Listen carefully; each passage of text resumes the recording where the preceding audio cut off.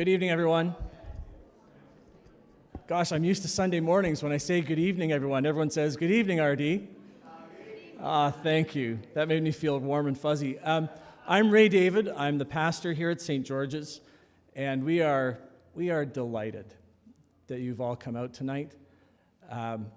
Every single person in this room, whether sitting in the front row over here as candidates for Ward 6 or for mayor, or here to listen and to participate and ask questions, every single person in this room shares one common value. We all want what's best for our city and for our community. We may have different ideas and different perspectives on what that looks like, and so our hope for tonight was to make sure that the entire area, our community, had the opportunity to, number one, be informed, so to hear from the candidates, and then number two, to get out and vote. Tonight is not structured as a debate per se. It's more of a meet the candidates. It's an opportunity for you to get to hear from candidates. And so without any further ado, there will be opportunity for questions from the floor. And also, Brian is reminding me that I need to tell you that this is being live streamed on YouTube, on our YouTube channel, and it will be available following in an archived way if you want to watch it. So we are also very happy tonight to have a moderator. I'm particularly happy to have a moderator. Some people asked if I wanted to do it. My answer was a definitive no. So Connie Smith, we are really glad to have you here tonight. Let's welcome Connie. Well, thank you, and I want to thank everyone for being here too. You know, I teach journalism now, and I tell my students, get your facts straight, be objective, be fair, and look for solutions. Look for solutions. Look for the opportunity and challenge. Don't dwell on the challenges and opportunity. But really, when it comes to making democracy work, it starts with each and every one of you. Because if you don't get out and vote, democracy doesn't work in the optimal way. And a 30% voter turnout does not lead to an optimal exercise in democracy. So by being here tonight, it gives me great faith that you will be enlightened, informed voters who are determined to get out and exercise your civic duty. And hopefully you can spread the word to your friends and families as well. So I want to spend just a moment explaining how the night will unfold, and then we'll get underway with our Ward 6 candidates. So I have my trusty Apple stopwatch here. We have predetermined the order of the candidates just based on drawing names out of a hat. The candidates will each have 3 minutes to speak in our round one. They'll be sitting at the table up ahead and then passing the microphone one to the other. After we've heard from all 4 candidates, we'll go round again so that the candidates will have a chance to clarify or respond to anything else that the other candidates have had to say. So after we go round the horn twice, as it were, we will be opening the floor to questions. There's a microphone set up here, so if you have questions, following the 2 rounds of speeches, you will be lining up here to ask your question. We ask that you keep your question short and make sure it's to the point. We all want to get home before film at 11, right? And you'll have a minute. Each candidate will have 1 minute to answer each question. You may not have a comment, and that's fine too. It may be directed at a particular candidate, but then every other candidate will have a chance to speak to it as well. And each time we'll change the order so everyone's given a chance to be first, second, third, or fourth. So that will happen for Ward 6, and at approximately 8:30, we will break for a brief intermission. I believe we have refreshments, yes, in the back. And a chance to mingle and network a little bit. We'll reconvene probably around 8:40, 8:45, and we'll go through the whole process with the mayoral candidates. Again, we have predetermined the order, determined by pulling names out of a hat. 3 minutes, 3 minutes again, and then we'll open the floor to questions once again, and we'll ask our candidates to limit their answers to 1 minute. Now, you may be hearing this cowbell. I will sound that cowbell at the end of each 3 minutes. All right, candidates? Less is more. That's what I teach my journalism students. You'll be given a 30-second warning so that you can have a moment to wrap up your thoughts or finish that sentence. So just look over to me, and I will kind of keep this hopefully in your eyesight just to give you some sense of where your timing is. So, candidates, are we all clear? Any questions? No? Everyone's good? Well, then I think we'll begin by asking our Ward 6 candidates to take their seats at the front of the House in the order that begins with Kinsey Sherm, then Ken White, Blair Lancaster, and Angelo Bentavigna. Let's have a round of applause for these candidates, ladies and gentlemen.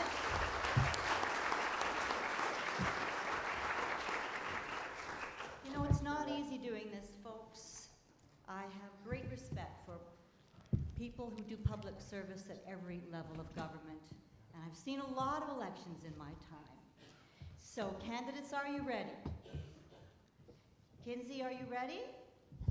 Gonna be. All right, you tell me when you're ready, and I'll hit the start button. Hello? Perfect. All right? I'm good. All right, starting now, Kinsey Sherm. Hi there, folks. First and foremost, I'd like to thank St. George's as well as yourselves for coming out. I think it's great to have the people be able to listen to our ideas, and especially in such a friendly and informative way instead of getting down into typical debates. My name is Kinsey Sherm. I'm running to be your next Ward 6 both city and regional councillor. So the things I bring to the table, I currently have about 10 years of political experience under my belt, both as a volunteer as well as a political operative on all three levels of government. I work as a sales executive out in Toronto for a group that does charity sales. We're involved in charitable fundraising, if you will. And the things I want to bring to the table are quite simple. The two things I'd like to highlight are traffic and congestion, as well as people speeding throughout our streets. Currently, as it stands now, I live in Millcroft, but across all our major thoroughfares, whether it be Thomas Alton, Country Club, or Millcroft Park Drive, or Heaton Forest Road, people, come buzzing by our homes, especially, in our residential communities where we have families, we have people walking by, and nothing seems to be done, right? Currently, in some areas we may have a speed bump here or there, or, a stop sign that's, maybe a kilometer or 500 meters away from the nearest stop sign, but that gives enough time for people to speed up, and they run these stop signs anyway. It doesn't really matter. It seems like people don't get the picture. They don't follow the law, and it's a concern for me. And I've been out knocking on doors, and one time I was out in Country Club in Millcroft Park Drive. There's a four-way stop there, and a woman nearly hit me. Middle-aged woman, a couple of kids in the car, and she nearly hit me with her van. She waved at me while she was doing it, and she was merging into me, and it was okay.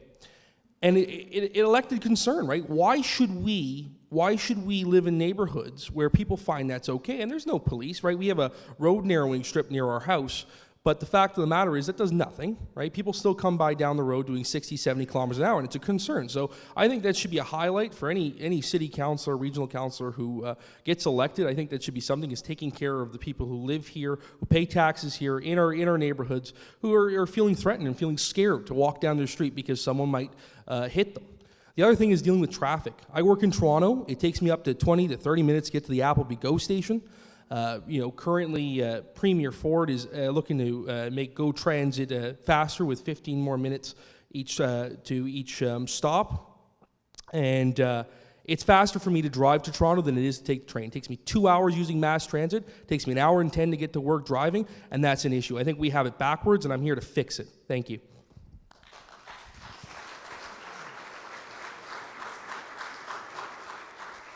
Thank you, Kinsey, and you even went under, so good for you. All right, Ken White, are you ready?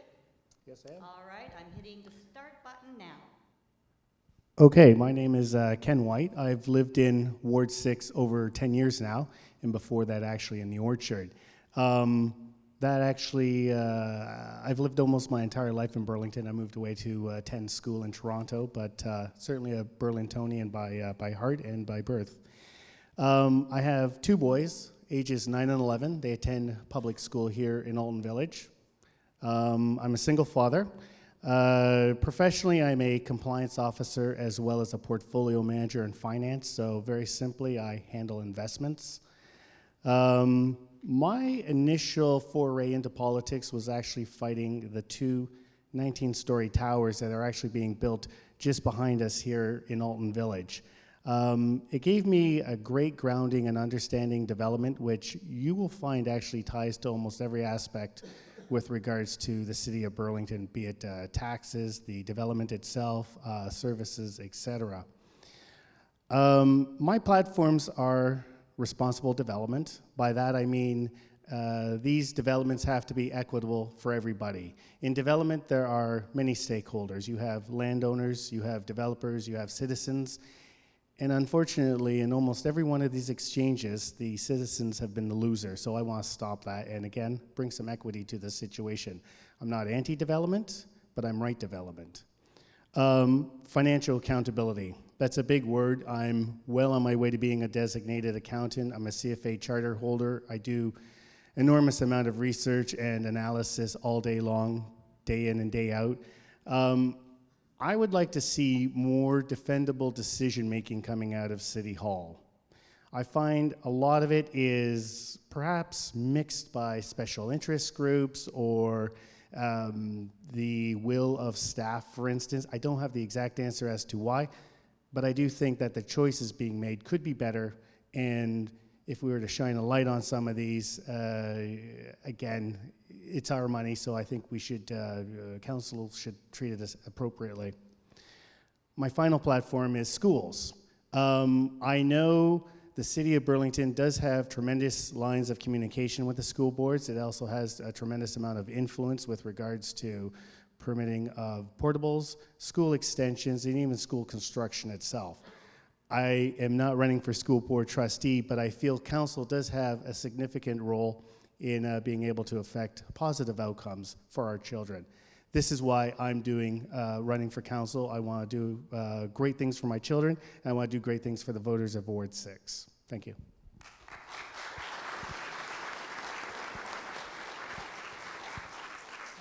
Thank you, Ken. Again, another candidate being very succinct. Thank you for that. Blair, are you ready now? All right, starting now. Thank you very much, and thank you everyone for coming tonight. It is always exciting when people come to meetings and get involved, because you can lead a horse to water, but you can't make them drink. And oftentimes in community engagement, that's what happens, is everyone says that they want to be involved, but in the end, they don't come when it's important. So tonight, I think it is very important that we all get together to talk about this election and what's important to each and every one of you. I've been a resident of Burlington for pretty much my entire life. Certainly the mayor and I grew up together, and my husband and the mayor went to school together. I've raised 3 children here in the city of Burlington, and I've lived in Ward 6 for over 36 years. I built my house there and decided to stay. Those of you who know my longtime commitment to the community, I had a business for over 40 years in the city of Burlington, and I also ran a non-profit organization for 20 years.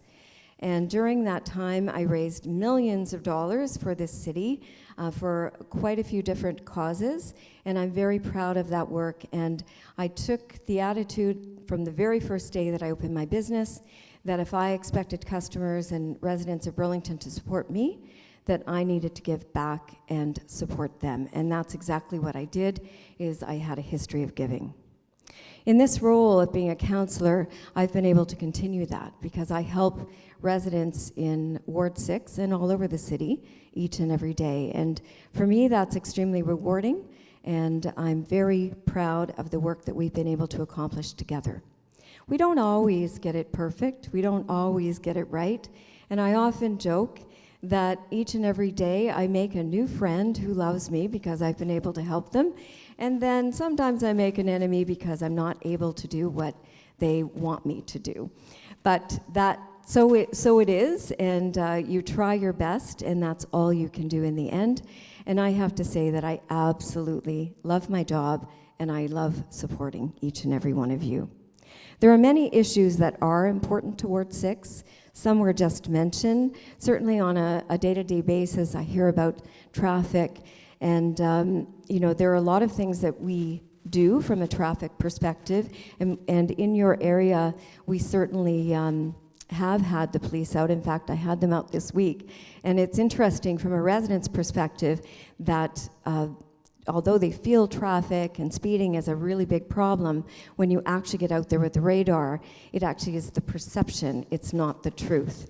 And so these are challenges that we face every day, and I certainly am up to the challenge, and I feel that it needs a seasoned professional to handle all of the challenges that we face as a council. Thank you.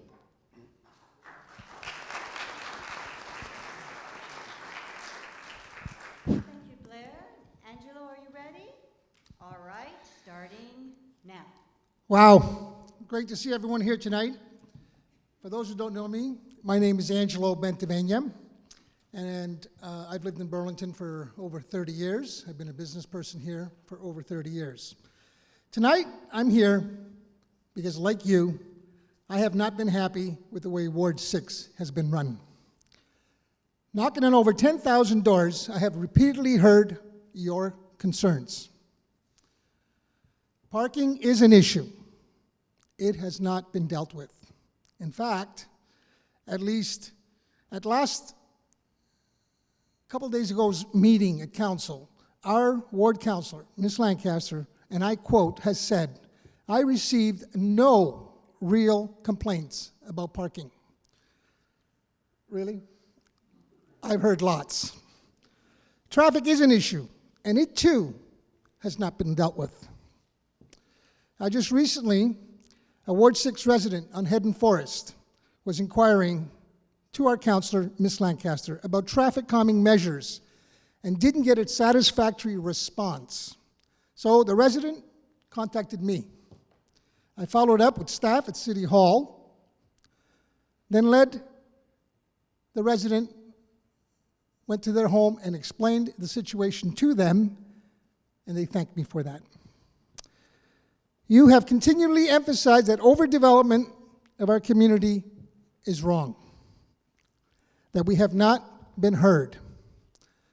On top of this, our rural community is facing unique battles, such as the airport fiasco, the CN intermodal, the agricultural versus heritage land designation in our official plan that Ms. Lancaster helped push through to the region. Here's what I plan for Ward 6. I'm here because I'm one of you. And like you, I know we need to grow smart. Here's how we're going to grow smart. We're going to create mini councils in each of the neighborhoods: Alton, Head and Forest, Millcroft, rural. This is about keeping the power at the grassroots level in Ward 6. We will meet regularly to discuss current and future issues that are important to us. I know how our city works. I've worked behind the scenes and in the horseshoe known as City Council chambers. I'm passionate about our city, about our ward, and I volunteered for over 30 years with food drives, our hospital, and charities. There's more on my website if you'd like. I'm asking for your vote, and I will not let you down. My past has proven this. Thank you.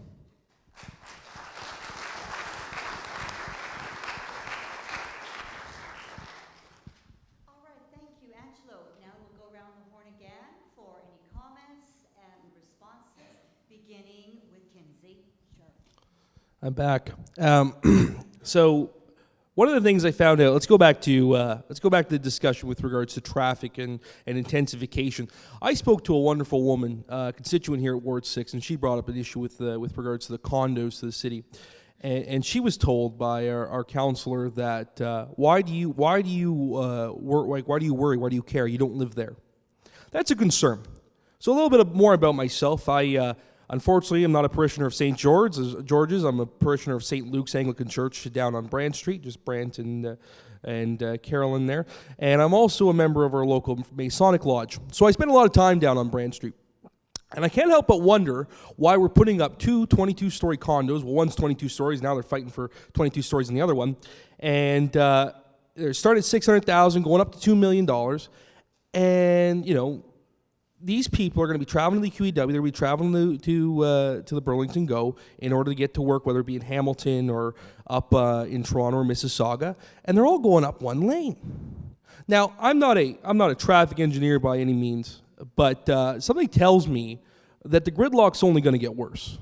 Right, we have condos going up here in Alton Village, and as Angelo mentioned, it's over intensification, right? And we're not investing in the taxpayers who live here now, who use the roads now. And as I mentioned earlier, it shouldn't take me longer to use mass transit, which is technically more inconvenient, than it does for me to drive to work in Toronto. Right, we have it backwards. So I think it's high time we start investing in the people who live here now, who pay taxes here now, and start, whether it be road widening measures, investing in traffic light synchronization throughout the entire city, investing in mass transit, as well as, safer bike lanes. I sit on the cycling committee, and, one of the biggest issues with that is people cycling safely, right? You know how many people, want to cycle to work or want to cycle to the go, but they can't because we don't have divided cycling lanes?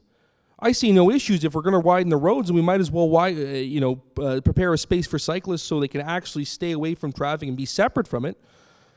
The fact of the matter is our concerns haven't been heard. They've been dismissed. How many delegations have gone forward in front of the city and have been just told pretty much that it doesn't really matter, right, at the end of the day. Whatever you're going to say, we don't really care, goodbye. That's got to stop. I think it's high time we start actually representing our community and our councillors who are supposed to be there for us and to fight for us. I think that's what should be happening, right? It's the time is done for strongly written letters, and I'm disappointed. It's time for some action. So if elected, that's what I'm going to bring to the table, is some action. Thank you.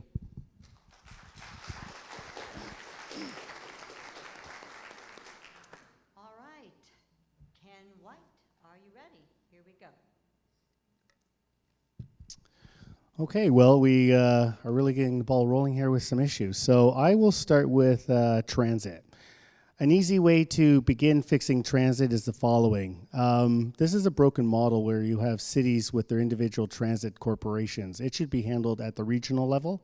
That would save on HR and rationalize resources. It would also solve the paratransit problem, which was actually brought to my attention via email. Additional, with regards to rapid transit, we're going to have to bite the bullet on a major capital expense with regards to transit, and I would propose using the hydro cut, which runs from Lakeshore and the Burlington Arts Center all the way up to Walmart and past out to the Evergreen secondary plan, which was approved actually, I believe, just last night. With regards to transit, traffic, I can see it's a nuisance, and yes, it is dangerous. Regional police are not responsive enough. I would propose special constables who are unarmed but can certainly write moving violations.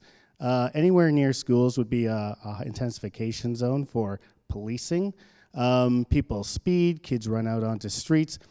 I walk my children to school every day because the traffic is so bad, it's dangerous on the sidewalks, and people in their cars just lose track of this. So where you might pay somebody $1,000 a week as a special constable, they could earn the city $10,000 a week in fines, and let me tell you, that would put the lid on this traffic very quickly. The official plan. This is a rich one. Here in Ward 6, you might think that you don't have to worry about intensification after the towers in Alton Village get built, but that's not true. That's the beginning, not the end. The official plan allows the Millcroft shopping center to be redeveloped quite aggressively. You could see between 10 and 20-story towers on the corners of Upper Middle and Appleby Line. And this is all without any kind of cogent transit plan, which the city refuses to ultimately give us. Rural area of Burlington was just touched on briefly, but I'd love to talk about it. What I would propose in rural Burlington is paved shoulders, 1 for cyclists, 2 for safety of drivers, as well as a third, which would include being able to bury reliable utilities like high speed as well as electrical. We don't have to do it all at once. We don't even have to run it to people's homes, but at this point, they don't even have the choice. So when I canvass in rural Burlington, that's what they tell me they want. Thank you.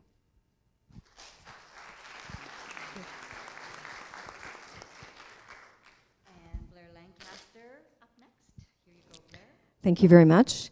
I'm just going to touch next on growth, because that is certainly an issue that everyone is talking about in the city and the concerns that we have with how Burlington might change in the future.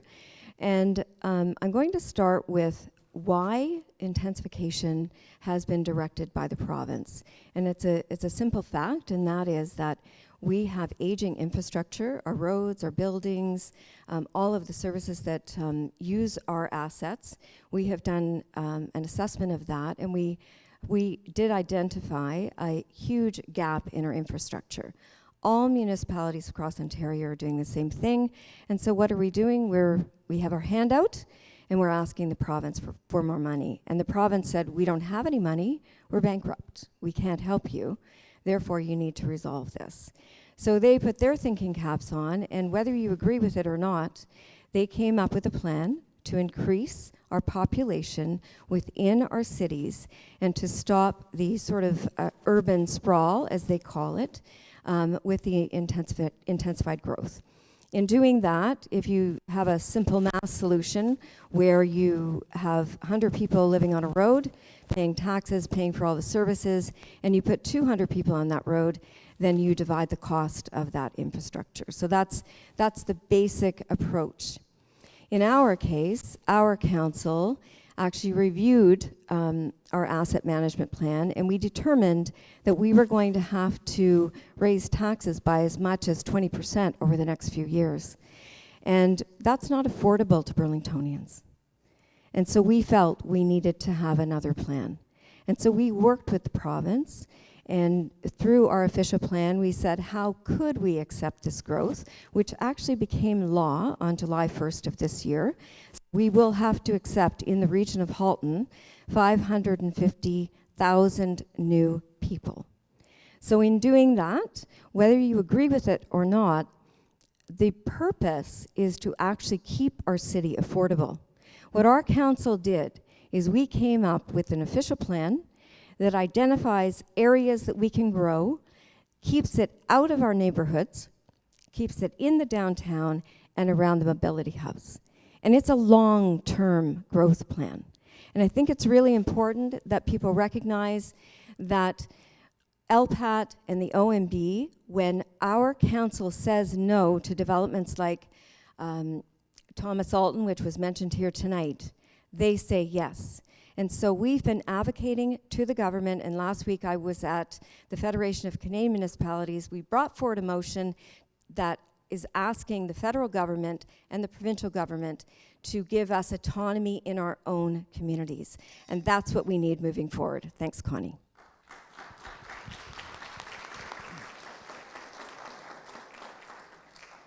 Thank you, Blair. And Angelo Bentavigna, are you ready? First of all, go. First of all, I just want to say that this section of the portion of the discussion was not pre-done, so I wasn't prepared for it, but I will continue. First of all, Council has had 8 years to do the gap, to fill the gap in the infrastructure, and now it's become a concern. All this discussion about the province, and the province. The province tells the region that we have to grow by 500,000 people, up to 1 million population. We're almost already there. We've done our portion. So we needed to close the gaps is what we really needed to do, which meant that we should have waited for this new election to happen and let this next group, whether it be the same or others, make the final decisions. So having said that, this new council needs to hit the road running. This new official plan, this adopted official plan, is not waiting for a learning curve here. I've been involved for many years getting to this point. And I want to make sure that I do what I got to do to help this city maintain its integrity, lake-wise, north-wise, and I'll do my best. Thank you very much.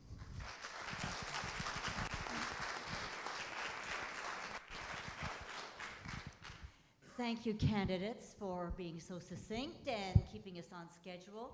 It's time now to open the floor to some questions. So if you have a question for our candidates, please come to the microphone. We're going to be giving all 4 candidates a chance to respond. And you may want to start with a particular candidate, but then we'll be giving everyone a chance to respond. No questions? Oh, come to the microphone, sir. Yes, and anyone with questions can just line up right behind the microphone. Thank you.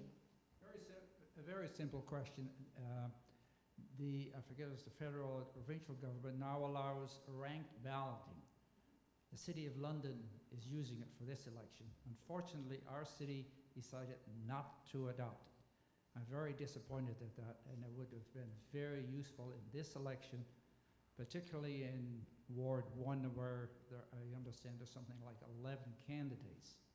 And it would have been very helpful 4 years ago when the results might have been different than the way they came out. So I'd like the position from each of you on the position, your position on ranked balloting. Will you vote in favor of it if it comes up again? And I hope it does in the upcoming term of government. All right, we'll start with our regular order then. Kinsey?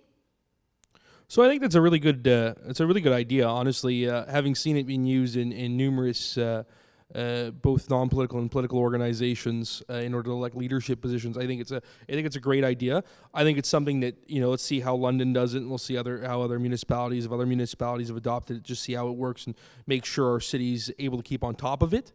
But assuming everything works out well, I don't see a problem. So yeah, I'd be voting in favor of it. All right, thank you. And Ken White? I think it's a great question. Probably what I would focus the city's energies on is more participation in the votes. You can come up with creative ways of determining the winner, but we need better representation from the people who this affects the most. Thank you. I'm not a big fan of ranked balloting. I've seen firsthand in the federal and provincial elections how easily they are to manipulate. And so I'm not comfortable with ranked balloting. So I was actually pleased that we didn't jump ahead and do it, but I'm open to the suggestion. I want to see what other municipalities do and how well it works. Thank you for the question. First of all, in Halton Region, ranked balloting has to be approved by Halton Region. Because we'd have a chair, it has to go throughout the whole region. I am in favor of ranked balloting, and actually in this election, we'll see a sampling of it with the Catholic trustee vote. Because what they're doing, when you vote for a trustee, they will take the top, and I'm not sure how it works, but the top 2 or 3 will become the trustees for this area. So we'll get firsthand information of how it works. So I am in favor of it. It can't come soon enough. Thank you. All right, our next question. So we do have the population in this area, in the Halton Region area, is growing. And there's been a lot of people, and there was an applause here as to trying to stop the growth, which I don't think is possible. The question I have for you is, what tools are available to you to manage this? Let's start with Ken this time. We'll change the order up a little bit. Ken? Okay, thank you. I would comment on growth. What's happening is we're building accommodations for people to move here. In our urban area, we have about 8,700 hectares that we have to meet a particular density target for. That's 45 times 8,700, roughly 235,000 people. If we're slightly less than 200,000 people right now, obviously between now and 2031, I could see rolling on another 35 to 40,000 people relatively easy. With regards to development, we will always see development. Old building stock gets replaced, and developers only do that at a substantial profit. What we want to avoid now is having 2 24-story towers where there were previously 2 two-story unassuming retail buildings. So the expectations of developers are well ahead of the needs of the provincial policy places to grow, and it's tearing at the fabric of this community. Oh, good. So the tools are available to you to manage this? That's the question. What are the tools available to you to manage it? Okay, so a lot of people will say it's out of our hands, it has to go to LPAT, but there are a number of tools that we could use if council wasn't so pro-development. I'll give you one example, but there are about 6 different ways to bring developers back to the renegotiation table. Burlington Hydro is wholly owned by the City of Burlington, and if it's the will of council and the people in this ward, I would have council deny any particular developer the utility hookup. That would end the development right here and now. Okay, we'll give the rest of the candidates an extra minute to answer, just in the name of fairness. That wasn't actually the question, but I will address it for you. In the area of growth, you know, this growth is being mandated. And so that's, you know, whether you like it or you don't like it, if we're going to have to accept all these people, the gentleman who spoke is absolutely right. How do we manage it? And the next phase, following through to the official plan, is making sure that we do our master plans. And I'll use one example, and that's transit or transportation. Because if we don't get it right, having to accept all this growth will be a disaster in our community. So we need to adapt a plan. We need to know what the growth is going to be that we have to take. Then we have to adapt a plan on how we're going to take it and how we're going to manage it through the transportation master plan, as well as all the social plans as well, because we forget often about affordable housing, social programs to support these programs, the hospital, the schools, etc. So this growth has real impacts on our community, and I believe that if we're not capable of managing it, and our plans show that we should have a say at the provincial government and say no. And if we can manage it, if we can show that way, and if we can receive the appropriate funding to support that, then, you know, then the answer may be yes. But if we don't get a plan in place, and if we don't manage it, we truly are going to end up in a disaster. So the tools, there are numerous ones that council is actually working on. Transportation master plan is the next one. That is probably the most important one moving forward, because we can't really widen our roads. We don't have a lot of ways to move. We simply have to manage the growth the way that it is and have proper transit. And in my view, that has to move up to the region in order for it to be successful. We simply can't afford to do what we would need to do to support this kind of growth. Thank you. I just want to confirm we have 1 minute. You have 2. We have 2 minutes now. Okay, thank you. I'll only use a minute. As far as tools go, the tools for growth need to come to the region. The region is responsible for the growth in terms of roads. If we don't take care of our roads now in terms of the regional roads, we're going to have problems down the road. We have other issues. We have schools. We need funds from the province to make sure our schools get taken care of, that there's places for those. Our health care needs to be looked at with this growth that we have. As far as, again, tools, transit needs to be identified where, how, and when. And when it's all said and done, our social programs, whether it be the poverty sector, whether it be the vulnerable situation of affordable housing, we need support from the province. We need to keep working from the regional standpoint to work and get the province to help us out so that we can do a better job down the road with the growth that we are expected to have, which we're almost there at. Thank you. Thank you, Angelo. And Kinsey, we'll wrap up that question with Kinsey next. So one of the reasons why we can't widen the roads is we've let condo developers build right next to our roads, so there is no road left or no space left to widen those roads. comes down to our fault because we've allowed the developments to be put up there. So a couple of tools which in order to manage this stuff is one, investing in infrastructure, but also putting these condos where we're closer to our mobility hubs. And when I say that, I mean, closer to our GO stations, closer to our highways, but especially our GO stations, given the fact that we're looking at about 15-minute service or a train every 15 minutes at every GO station along the Lakeshore line. I see nothing wrong with developing those areas, because if you own a $600,000 condo or higher, chances are you do work in Mississauga, Toronto, or Hamilton.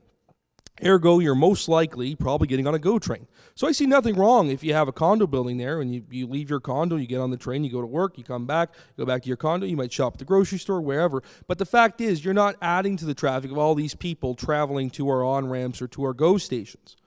So there is a multitude of ways, but we've kind of thrown it away by putting our two major condo developments right now in the farthest ends of the city on either side, both south and north. I think investing transit is the next best step. The fact is, currently we have it seems like there's one bus in all of Burlington. We need to invest in more than one. Exactly, right? So if we get a second bus, I think we're doing better already. But I think it's high time we start investing more into our transit, right? The mass transit's the way to go. And it saddens me when I heard that council decided to not go through with the pilot to allow seniors to ride on off hours for free, right? There's nothing wrong with that. And like the one fellow who brought up the question, no one's on the bus anyway, right? If there is somebody on the bus, it's like you might as well be getting a lottery ticket because you're that lucky. So the fact of the matter is we need to invest in our mass transit. We need to get people moving, because if you can't move, you're not going to want to live here anyway. Thank you.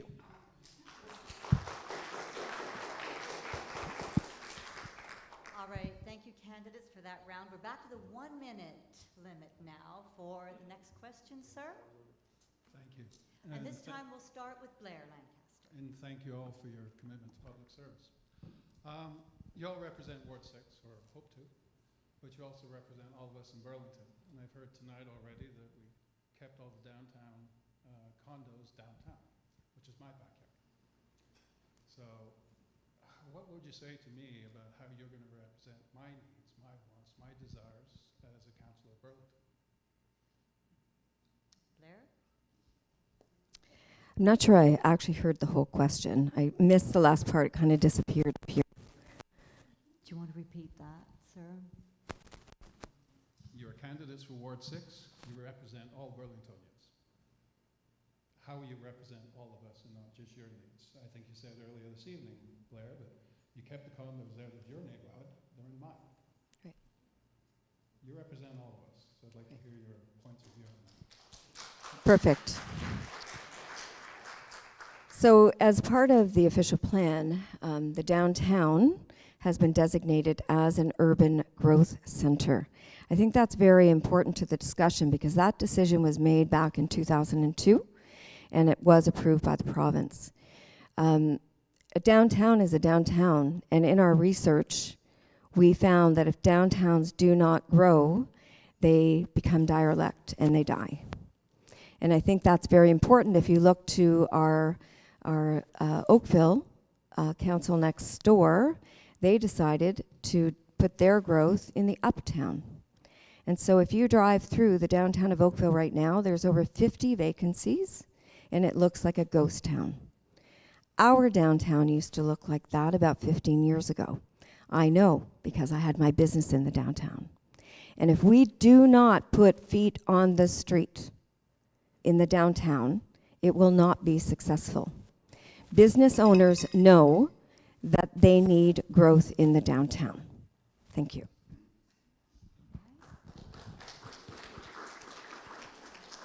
One minute, Angelo. There's no question that as councillors, we make decisions based on the whole city, and I totally agree with you. All decisions need to be made with the whole city in mind. As far as downtown goes, we've made the decisions as a council, I guess, that we've made. Moving forward, we need to basically find ways that we could, as the word goes, defend what we are up against down the road. And we need to help the businesses downtown and across the city. We do need our business community to succeed. We do need some growth, there's no question. The way we're growing, I think, can be changed. We need to slow it down. We need to be more precise with where we want it and where it should be. Thank you.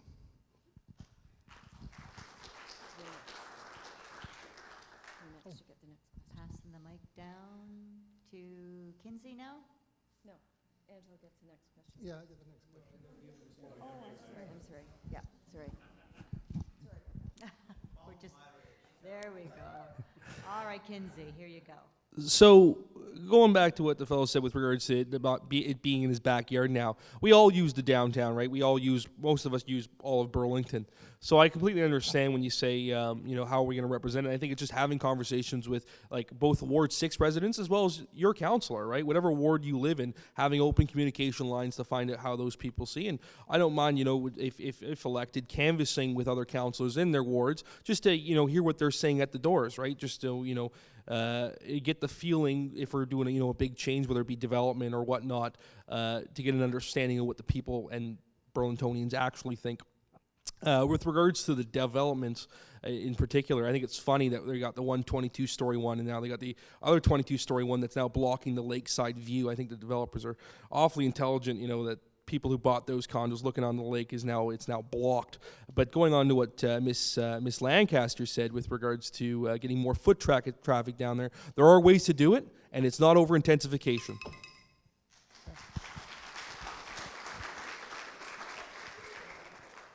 And Ken. Okay, to answer that question, Oakville successfully removed the urban growth center designation from their downtown. I would do the same with Burlington. We all talk about foot traffic, and that suggests we need hyper intensification. We don't.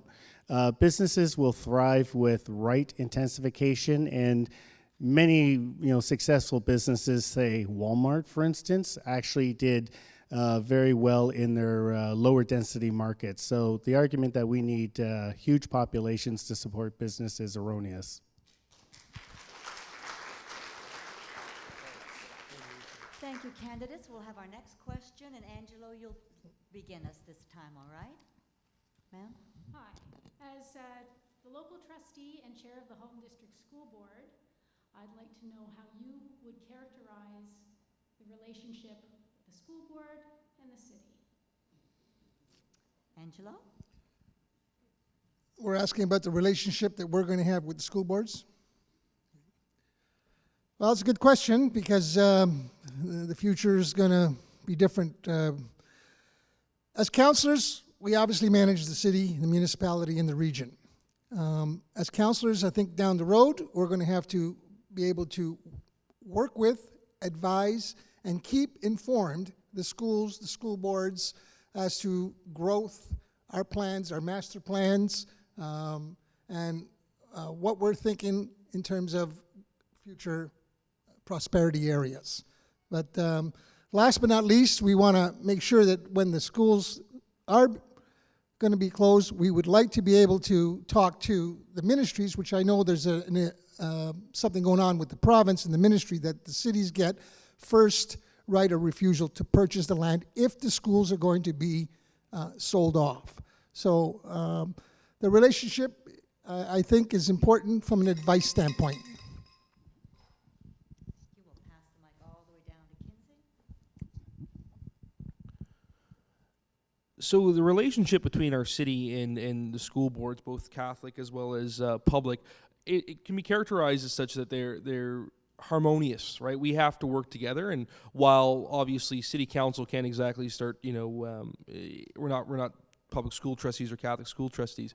The fact is we can throw our weight behind issues, right? Especially issues that affect our city. So when it comes to school closures, for example, if elected, I'd have no problem, throwing our weight behind things and actually making it so that it's a lot more of a public issue. Because the best way to get the province to back off anything, any government to back off anything, is make it a PR issue. Right? Nobody wants to have bad PR, whether it be Premier Ford or Prime Minister Trudeau. It doesn't matter. Fact is, if you bring the weight of city council of an entire city behind them closing schools in the area because it doesn't make sense, it's an issue, and back to trustees, then you'll actually see some change. So I have no problem, working alongside you guys, and whether we be attending your meetings, you're attending our meetings, just so we're all staying informed, we're on the same page, and we can tackle things together. Thank you. Ken? Okay, so great question. Obviously, I guess the initial dialogue between you and I was about a week and a half ago at Starbucks, so I appreciate that, Andrea. Current council doesn't speak to school board trustees or to the school board. They don't feel that's part of their wheelhouse. I would disagree. I think there's lots of room for communication. This can help you as well as it can help us. I want the best outcomes for our children, and I'm sure you do too. What could go wrong with talking? So that's my take.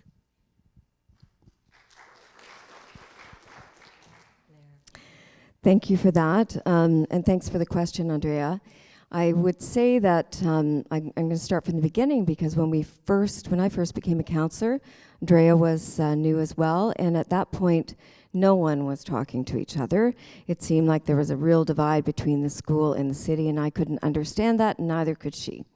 So we made a real effort to meet on a regular basis, and we have an absolutely awesome relationship. We work on a number of issues together, and that's the way that it should be. Other than that, I think we help each other, we support each other, and that enthusiasm, I think, has carried over into the other trustees as well at all the meetings. So thank you. All right, we're ready for our next question, and Kinsey, you'll start us off once again. Go ahead, please. Hi, I would like to know your position on cannabis industry or dispensary in the city, and why. It's a great question. I was waiting for that one.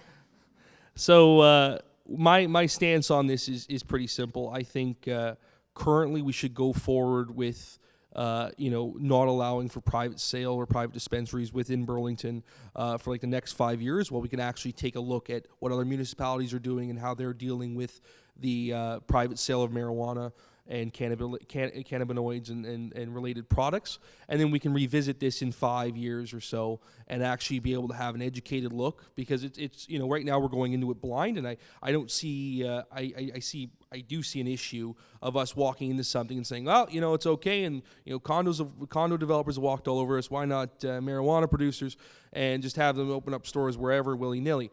I think it's time we sit down and actually take a good long think, and then come back at this with an educated standpoint, like I said, in about 5 years or so, and be able to have that conversation. Thank you. Ken? Okay, so I was originally disappointed when Premier Ford decided that he would open up municipalities to private sales, but because I thought the LCBO actually did a fairly good job of what they do. However, when I rethought it, I think this gives us a unique opportunity to take a look at this very closely. There is a long history of private cannabis sales. You can start with Colorado and go from there. But what I want to avoid is being in my backyard and smelling people smoking marijuana, or walking down the street with my kids and I smell people smoking marijuana, etc. If that means we have specific retail locations for people to do exactly that, fine. I have no problem with recreational cannabis. I'm not a user, but I understand, and there is a lot of people who are, and I respect their right. Thank you.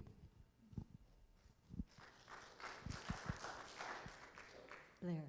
Thank you. I expected this question too, and in the work that I'm doing with the Federation of Canadian Municipalities, it's a problem right across the country. And it's, as Ken mentioned, it's the impacts of the cannabis use in our community. We haven't fully dealt with those problems yet.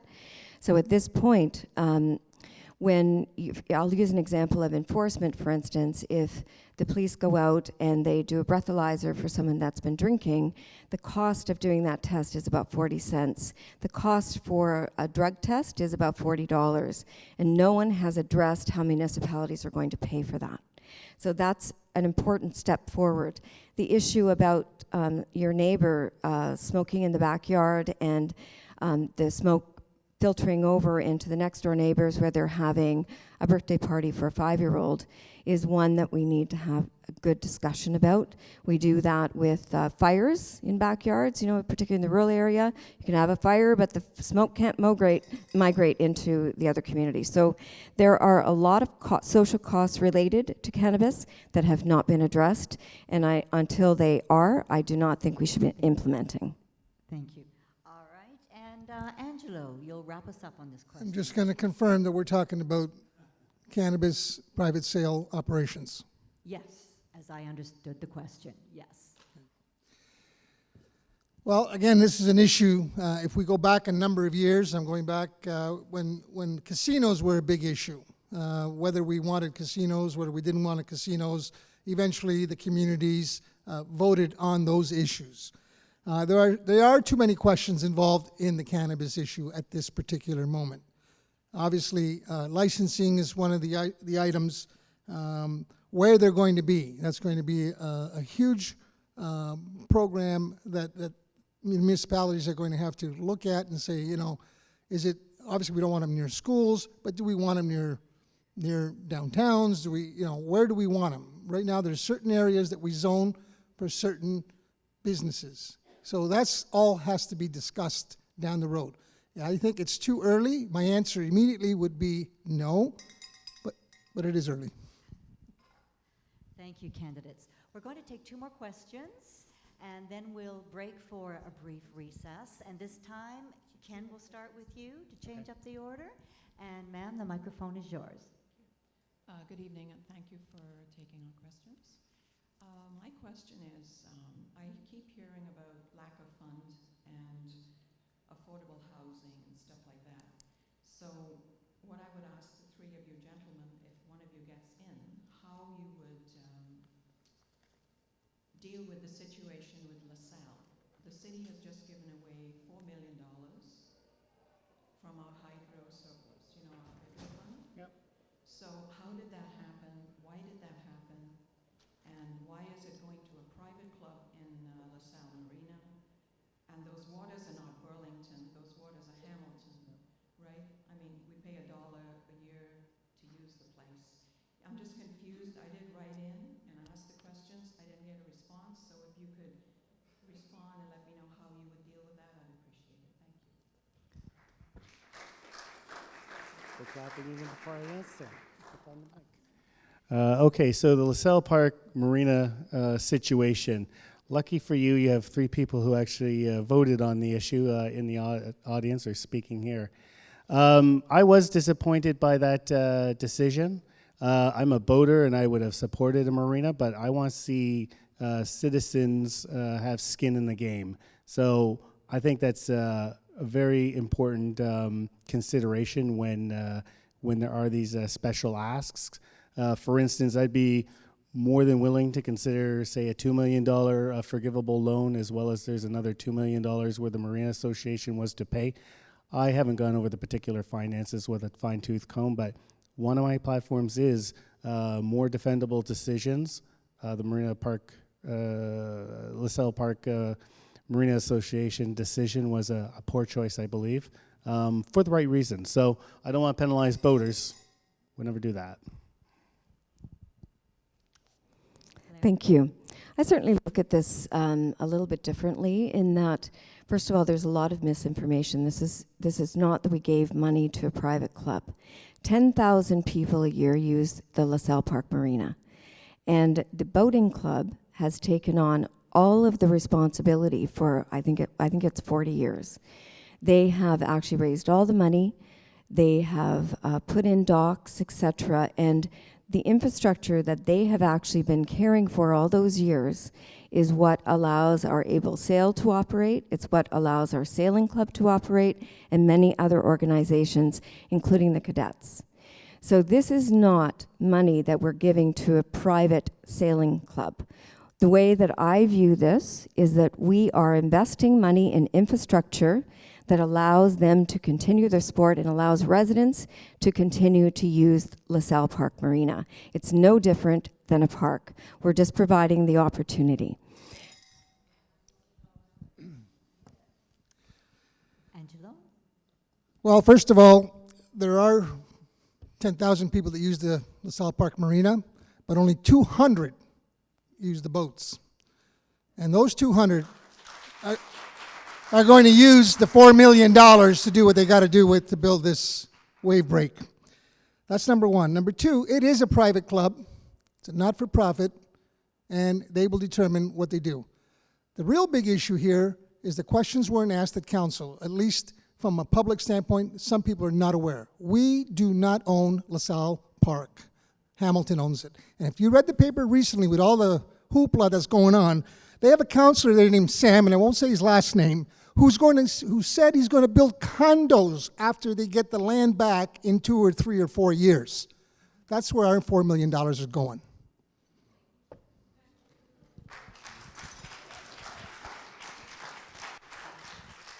And back to Kinsey to wrap up this question. Kinsey? So one of the problems of speaking last, you get to hear everyone else's pitch, and sometimes it's the same as your own. It is a private marina, and the fact of the matter is, it isn't owned by us. And I've heard the same thing Angela's heard, from a councillor in Hamilton, as well as with Fred Eisenberger looking to come after us after our statement with regards to water down. It's a concern that if they decide to get retaliatory, all of a sudden all that money's gone, right? And the fact is, I think the lease is up in a couple of years. So I completely understand your grievances, it is misspent money, and questions weren't. It was a rubber stamp decision. So if elected, I think it's high time we actually ask the appropriate questions and have the appropriate delegations and listen to them, so that when we do spend $4 million, it's used on something that actually makes sense, instead of giving it away to Councillor Samuels and the rest of Hamilton. Thank you.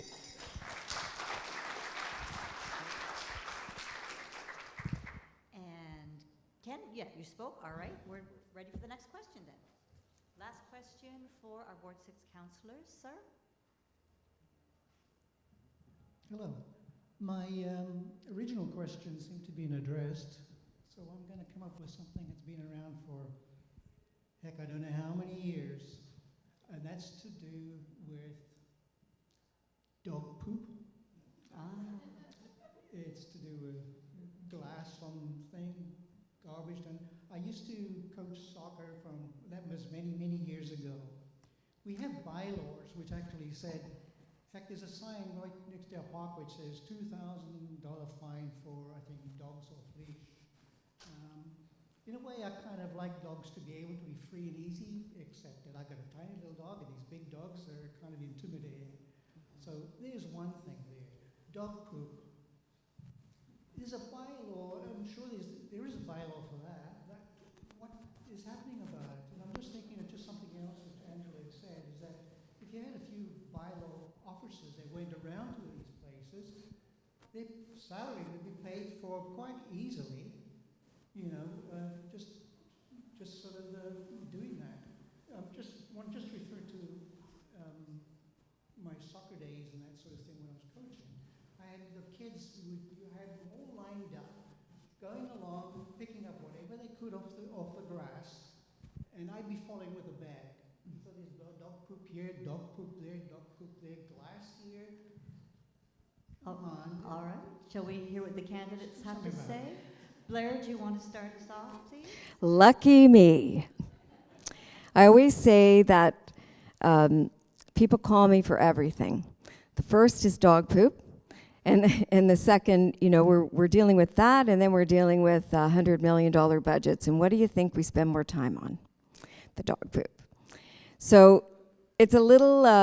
I understand the question, but there are things that I've learned in this job. Some things are not enforceable. And the other thing is that some of our bylaws are meant to be warnings or suggestions. They're not meant to be laws, and we don't live in a state where we have police on every corner fining people for leaving dog poop. And that's one of those, but it certainly is a problem in our city, and I can tell you that if there is a problem in a specific area, what our animal control people do or our bylaw people do is they go door to door, ask people if they have a dog, and they give them some education. Thank you. Angelo? I know you're obviously concerned about the issue, and I'm not downplaying it by any means, because I agree with you. There are people who do jogging, they do exercises in the park, and so on and so forth. I do believe the best solution, the immediate solution, is basically when it happens, we should be able to say to the individual, please, you need to pick that up. There are children here. There are adults here. There are seniors here. We use this park every day. It's a very difficult thing. And these days, I mentioned earlier the number of doors I knocked on. There's lots of dogs out there. But that's the best way to handle it, with a big smile and say, hey, you know, we need to take care of ourselves and the rest of the people in our community. Thank you. Kinsey? I've actually heard this question a couple of times at the door, when, especially when canvassing near areas where there's large parks. I think there's a two-pronged solution to this. One, auxiliary police officers. They're volunteer, men and women who are looking to be involved in the community. Uniforms the exact same, except it says auxiliary on it. There's nothing wrong with stationing a few or one or two at a problematic park. And that, at the very least, will get rid of any littering, right? You know what I mean? As soon as you see a uniformed officer, it doesn't matter what you're doing. Most people tend to freeze up, so at least they'll be throwing their garbage, hopefully in a receptacle instead of on the grass. The other thing is dealing with regards to bylaw officers. I think you're right in taking some of them who are especially on parking duty. There's a lot of bylaw officers who go around here, and the city's very predatory when it comes to coming after people who, parked, and they might be parked for 5 minutes, and you might go in and, say hi to your family or whatever, and be coming out, and you'll have a parking ticket. Doesn't matter. There's no leniency. It's black and white. They're after you. And I think instead of going after people who haven't, committed any crimes, but going after people who are breaking glass in our parks and having their dogs litter with their refuse. Thank you. All right. And Ken? Okay. You're not going to be angry at me because I'm a very responsible dog owner.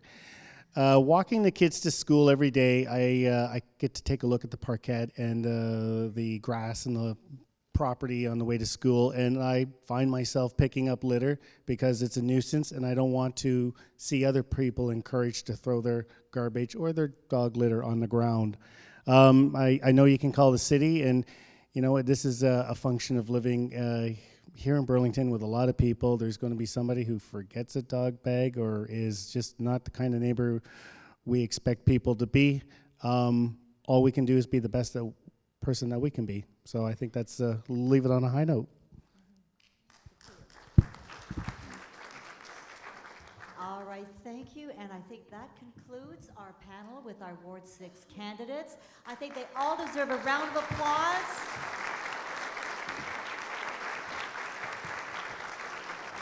Especially for making my job easy, and I didn't have to do this too often.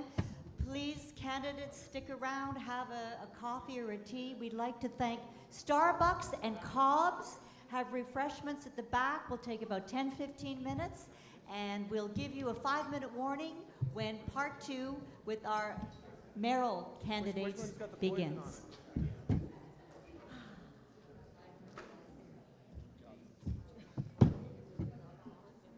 Oh, are you cold?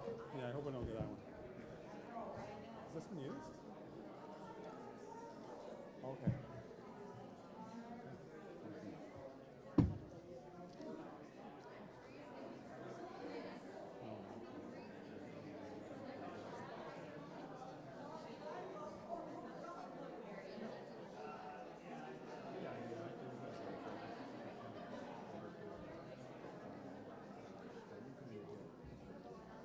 Shake everyone's hand and drop off. Would you offer this? Are you cold? Everyone's saying you're cold. Try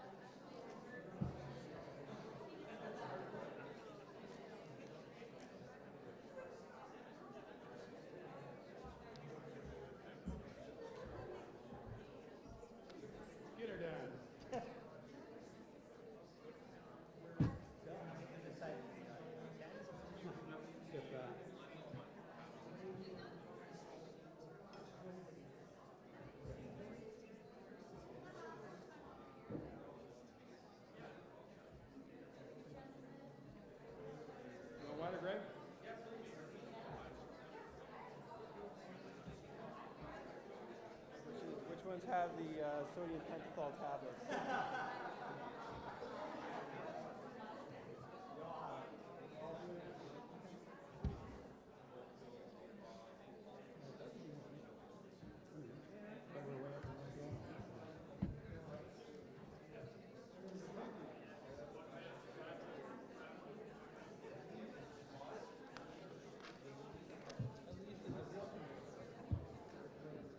But we didn't pay $168 for the privilege. Apparently the millennials have 18 That's what they said. What do you mean? Millennial meeting?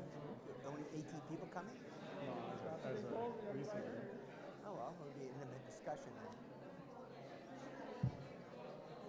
They asked for, I haven't sent it to me yet. They asked for the bio. You know what I got to do tonight when I get home? I forgot all about it. Was the regional questions from the Post. I forgot all about it. I'm thinking, what am I missing today? I had a phone call from a constituent today who was a little bit out there. Literally, I put her on speaker, I walked around it.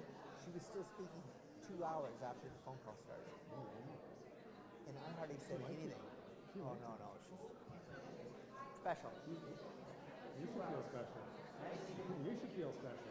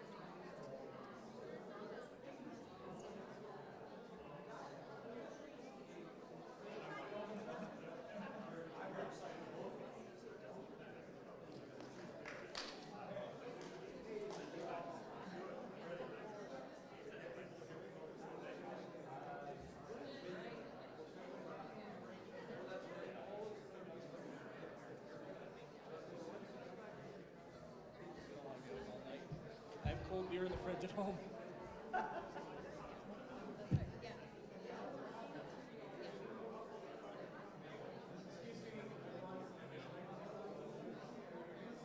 No, it only gets on. No. Here, Rev. Excuse me, everyone. If you could please come back to the seats, we'll reconvene. Sorry for interrupting your conversations. Please make your way back in and to your seats. Thank you.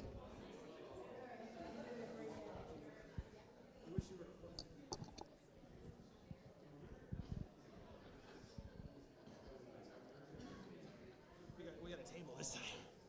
Those millennials are not going to have a table. I can tell you that right now. The millennials are not going to have a table.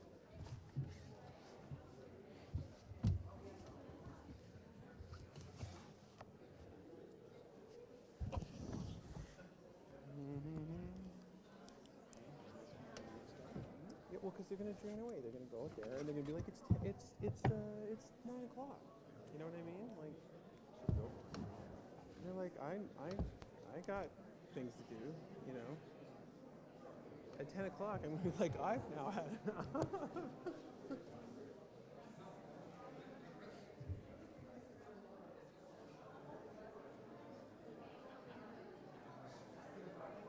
But this was the same thing in 2014 where it's like, oh, people are so pissed off. People really, you know, up on these issues and they're engaged and they're, you know what I mean? Yeah. You're going to have 40,000 people voting again. It works for you. You know, so you don't, you know, you can make an argument.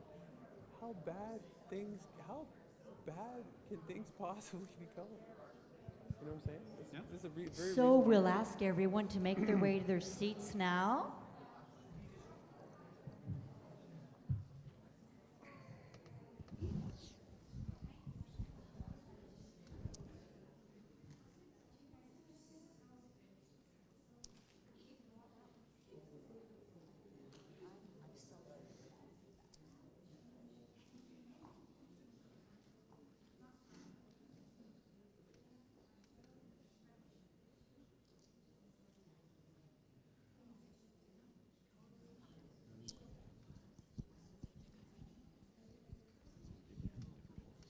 Yeah, I don't mean that yet. All right. Are we set, everyone? Candidates, are you set? Again, we welcome you all back. We're so glad to have you here. And again, we want to thank our Ward 6 candidates and wish them all the best. A final round of applause for them. I think they deserve it.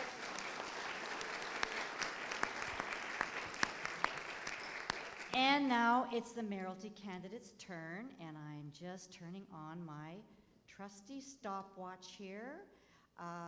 Ladies and gentlemen, you're all seated and ready to go.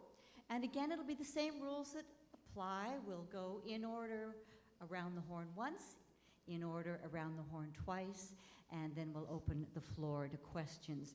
So we're going to start with mayoralty candidate Greg Woodruff. Greg, thank you for being here, and the mic is yours. So thanks for everybody coming out, and I know it's not maybe the funnest evening, but thanks for everybody coming out and hearing from the mayoral candidates. And I got involved in city politics about 6 years ago because I lived down in Aldershot, and I noticed some changes that I thought were negative to the community. So I got involved, and it becomes like this onion. You get into a layer, and then you get into another layer, and you understand more and more of what's going on. So in 2014, I ran basically against the intensification plans that were coming down at the pipe at that time with the basic notion, you're not going to like where this goes. And now we're 4 years down the track, and I think we're seeing more and more of where this goes and more why people don't like it. And what I want people to realize is there is some people are saying, well, we're meeting our targets, and some people are saying, you know, we're doing the spirit of the plan. But the one thing that has to be understood is, under what the province has set up with this Places to Grow business, the party never ends. It's not like you get 1 million people in Halton and you say we're done. Now the project becomes, how do you get 2 million, right? No place ever stops growing again. The only thing that changes is the number, is the type of systems you have to apply to people in there to get the growth to occur. And it is amazing to me, the shift, where if you talk to people in the year 2000, you said, well, how much is Burlington going to grow? They'd go, why would it grow? It's all built out. People are enjoying it. We're going to have to put more people someplace else. And it is instantly switched to this, we got to grow, you know, how and you get into a conversation of how sustainable it is. And I think the notion of sustainable growth, infinite sustainable growth, is straight up nuts. To sustain something means to keep it constant, and to grow means to increase it. And the new official plan created and it comes from the strategic plan, that's fair, eventually, you know, envisions putting 100,000 people in hundreds and hundreds of high-rises all through Burlington. And when they all bring their cars, the requirement will be for all of us to modify how we live. That is a requirement of this plan. And that's when you hear different people hinting around at busing, biking, etc. They're not saying this is going to be some optional thing. They're saying if you start putting 100,000 people in Burlington, everyone is going to have to require how to change their life. And when they don't, because we can see examples all over the place that they don't, The result will be, increased conflict among our neighbors and our, people down the road hunting for parking spots and et cetera, et cetera. So I'm kind of opposed to the whole notion of the whole thing.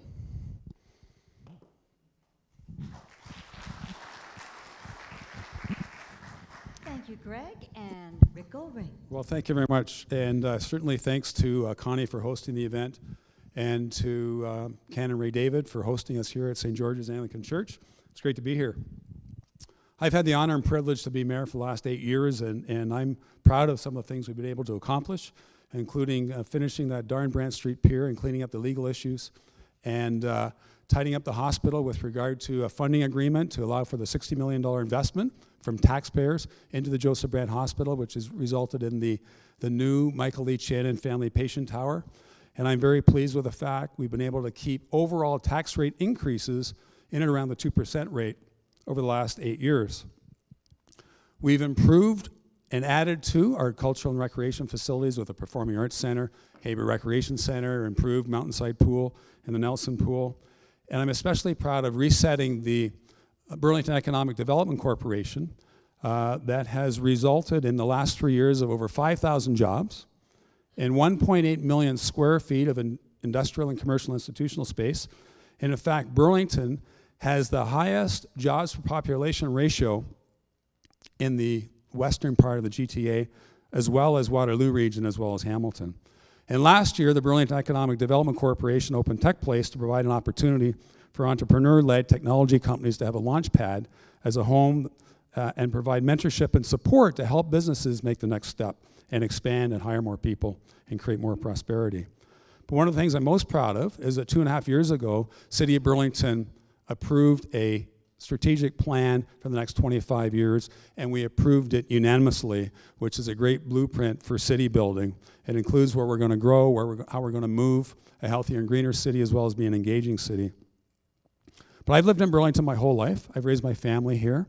I've operated a business here as a financial advisor for over 30 years, and I've been involved in numerous ways in the community prior to getting elected to council over 12 years ago. I've served on the board of directors of my Rotary Club. I've served on the board of directors of the Family YMCA and the Burlington Chamber. So I proudly served as mayor for the last 8 years, but there's much more to do, including improving transportation, infrastructure, and city services. But make no mistake about it, and it's already been discussed a lot tonight with the Ward 6 candidates, the number one issue that we need to address during the next term of council is fixing the Places to Grow plan and giving more control to municipalities to prevent us from growing in ways that don't reflect the values of the community. I've been mayor for the last 8 years. I've been able to bring council together. I'm the only one of the candidates up here that's been able to say that they can do that. And with the new government, this is the time for tested and stable leadership. And I certainly look forward to more discussion in the evening. Thank you.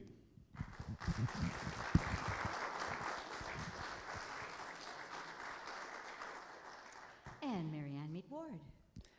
Good evening, everyone. It's a delight to be here. I want to thank our host, St. George's, and Connie, of course, for being here. I want to thank all of you for coming out on a lovely evening to take part in democracy. And I'd also like to thank each of the candidates who are up on the stage with me here tonight. It is not easy to put your name forward and serve, and I want to thank them for the service that they've given the community to this point. We moved here in 2000 when my daughter was 2 and I was pregnant with twins. And my oldest is now 20 and off to university. But we moved here for the same reason that many of you did. I wanted not an urban, hectic, congested community. I wanted a place where people would know my name, where I could do business with people who knew my name. We moved from Toronto. We could have stayed there, but we moved to Burlington for all of the great things that it had to offer. And I see that changing, and not for the better. We are at a crossroads right now in the life of our city, and it is because of the decisions of this current mayor and the majority of council on overdevelopment. The solution to overdevelopment isn't to complain to the province. We have met and surpassed our targets for 2031 already. We did that about 2 years ago. What we need, and the solution isn't to annex Waterdown either. I can tell you I can tell you I got a letter from a Burlington resident who had moved to Waterdown and had this to say about that. Mayor Goldring drove a stake between the citizens and the community last week with his thoughtless announcement, ticked off our mayor and council, and now resulted in Cambridge wanting to annex West Flamborough. It's getting ridiculous. So you don't start a fight with your neighbor. You don't launch an idea like that in the middle of a campaign and not expect Hamilton to come looking for Aldershot, other communities to start looking for their slice of the pie.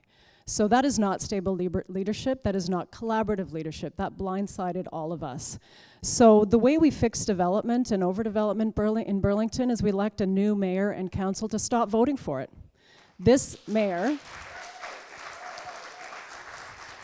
mayor and council has voted for applications that are 2, 3, and 4 times what the province has required us in the official plan. So one of the very first things I want to do as mayor, with 3 new members of council that we are getting, I have to give up my seat to do this. But I believe so strongly that 4 years from now, this will be too late, that I'm willing to put that on the line and take that risk because we need new voices around the table. 4 new voices is a majority to make better decisions. Our best tool is to make better decisions at local council. We already have that tool. We don't need to ask the province for it.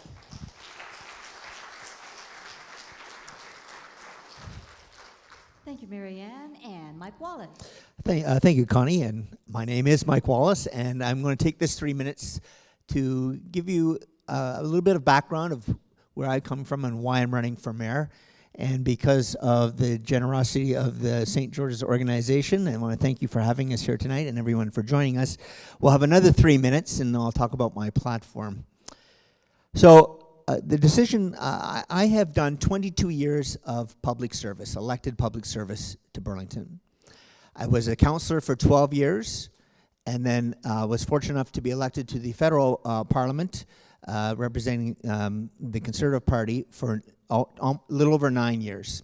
So I have 22 years of elected service. My wife and I moved to Burlington right out of university in 1987. We have 2 daughters, both millennials, both in their late 20s.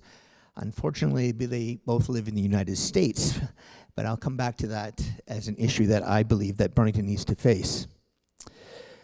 In my time here, I've worked very, very hard for this community and have achieved a number of accomplishments in my view. If you look around the city, whether it's saving McNichol Park from becoming townhouses, which was one of the plans, it's now Paletta Park. Whether we have the Performing Arts Center, I spearheaded and championed the concept and the development of the Performing Arts Center downtown. Whether working with neighbors at Nelson Arena, when the city was going to twin the arena and take up parkland, I was the councillor of the day, and working with the neighbors, we were able to find another location, which is now Appleby Ice Surface, where the 4 pads are today, to be able to make things happen. I'm very proud of my record in the 22 years that I have served this community. I've been recognized for my work in this community. I won the Burlington Tourism Builder of the Year Award. I've been honorary member of the Burloak Naval Veterans Association. This summer, I was fortunate enough to receive from the Japanese government the award of the House of the Rising Sun Medal, which is similar to the Order of Canada. I've done a lot of work here. I want to continue that work, and I think there needs to be a change in leadership at the city council level, and that is why I'm running in this municipal election on October 22nd.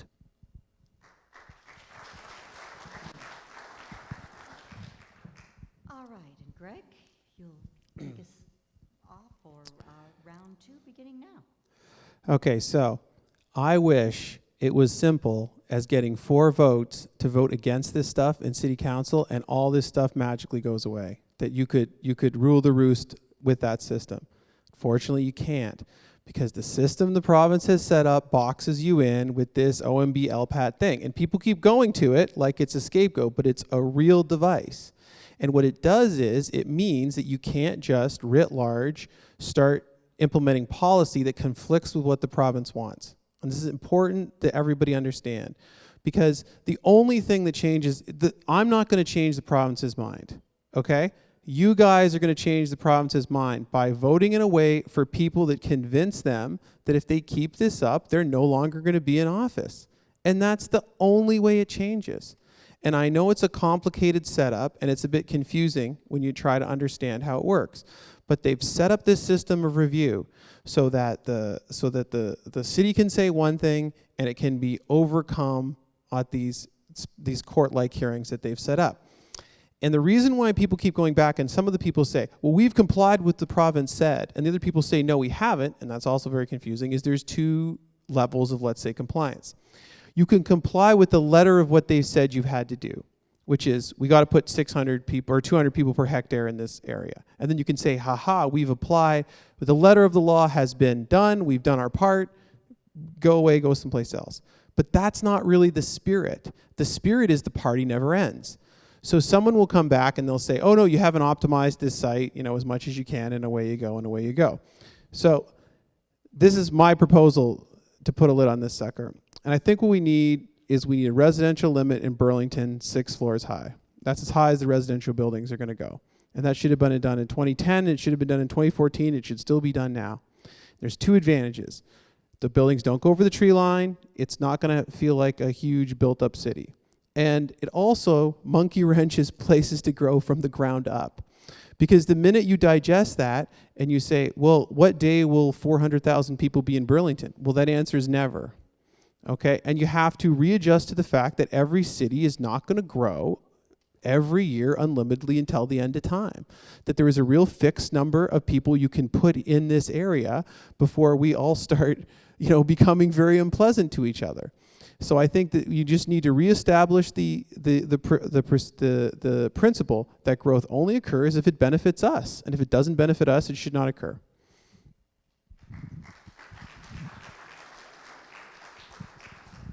So we need to go back to 13 years ago when the province passed the Places to Grow Act. And in that Places to Grow Act, it named downtown Burlington as an urban growth center. That is the rationale of why downtown Burlington is under so much pressure. That is that particular decision that means that the city of Burlington in our downtown area is a target for intensification and infill and redevelopment, and that's what's been going on. And even prior to 13 years ago, that was encouraged by previous councils in the community because downtown was dead, and we wanted to have more people living there. But in any event, it was that decision 13 years ago that defined how Burlington would grow, particularly in the downtown, with downtown being an urban growth center. There's some discussion that's already taken place at a number of all candidates' meetings about the official plan. And we had lots of discussion in the springtime while we were adopting the new official plan. And one of the questions that have been asked at these meetings is, what would you do if you're elected, particularly to new candidates, with the official plan? One of the things that I did to limit some growth in the downtown core precinct, is I brought in an amendment to lower the as of right permission from 17 stories to 12 stories. And the only way you can get more than 12 stories is if you supply 40 extra public parking spaces in the development, or you supply one full floor of office, and we need both in the eastern part of the downtown. So we need to work with the province. We need the province to understand the implications of cities like Burlington that are built out, that don't have more room to grow traditionally. We need to work with the province and have them understand the impacts on the community. But the one tool that I really believe we need, and all municipalities need, is to control the pace of development. Because if we get 10 development applications all at once, we have to deal with them successively. We got to deal with them fairly quickly.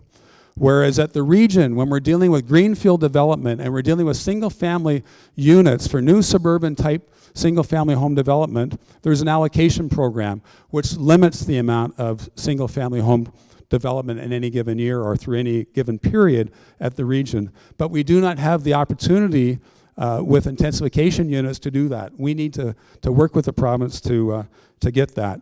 I do want to point out the fact that Burlington has a target for 2031 of 185,000 people.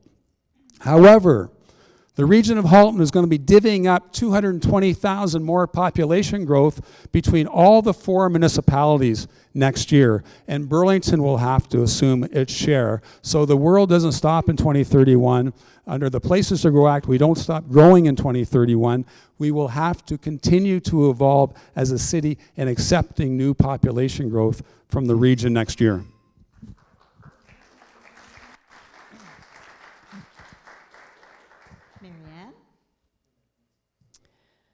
Well, I think the best predictor of future behavior is past actions. Look at track record. Don't just look at platform and promises being made in this election for any of the people sitting up here, including me. Look at track record. I brought a motion during our official plan discussions to remove the urban growth center, to work with the province to take that pressure off the downtown, to take the mobility hub designation off the downtown, and to work with the province. The current mayor and the rest of council did not support that. That's the track record. The development applications that are coming forward, 2, 3, 4 times what's in our official plan. The downtown course precinct as one example. The current limit is 4 stories. This council, including this mayor, gave away 3 times that by going to 12 without anything in return, no community benefits in return for that. So to say that this is the province's problem, the decision-making lies with us. The province sets the targets, we determine where the growth goes, how quickly it goes, and we get to set that. So that's track record. You know, we've dropped from number 2 to number 31 in the Money Sense rankings. And a large part of that is the negative impacts that come with overdevelopment, the congestion that you're feeling, the loss of trees and green space, the loss of retail space. In one development alone in downtown Burlington, we are losing 70% of the existing retail. Out on Plains Road in the Drulo Towers, where there used to be a Canadian Tire, a bank, a liquor store and a beer store, and many other services that people could walk to. They can't walk to that now. And so there are retail plazas across the city that have looked at the signals being sent by this council that the official plan is just a starting point for negotiation. 4 stories doesn't mean 4, 8 stories doesn't mean 8. It might mean 17, or in the case of one of the recent developments, it might mean 23. That is unacceptable, and you are facing it here with the approval for the Alton Towers of 2 19-story buildings. And that was under the old Ontario Municipal Board. The new Local Planning Appeal Tribunal does give more weight to municipal decisions, but again, look at track record. I worked with municipal councillors across this province to advocate for change. This mayor and council sat out those discussions. So I would invite you to look at track record when you're making your decision, and who do you believe is going to carry this forward. It's the person who's been with you for 8 years, who has consistently voted for reasonable growth, not overdevelopment, who has been at the table putting motions on the floor that this council did not support, and that's why we need change on October 22nd, and that is why I'm running to be your next mayor.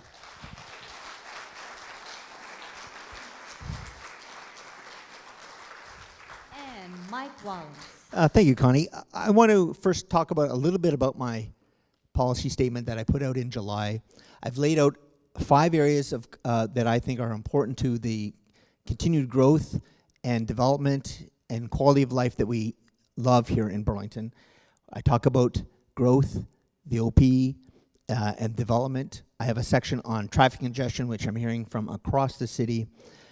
I have an area in terms of policy ideas on economic development and making sure that we're able to maintain and continue our the vitality of our community by making sure we're able to not just become a community of seniors. I turned 55 this month, so now I'm technically a senior. There's issues that I think that we need to do in the recreation and the parks area in terms of enhancing those opportunities.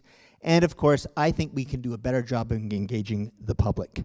All that is on my website, and this week, hopefully, if there's no mail strike, you will all be getting a full brochure with my full policy laid out inside on where I'd like to, what I would like to accomplish as mayor. But Marianne is absolutely right. You do have to look at track record.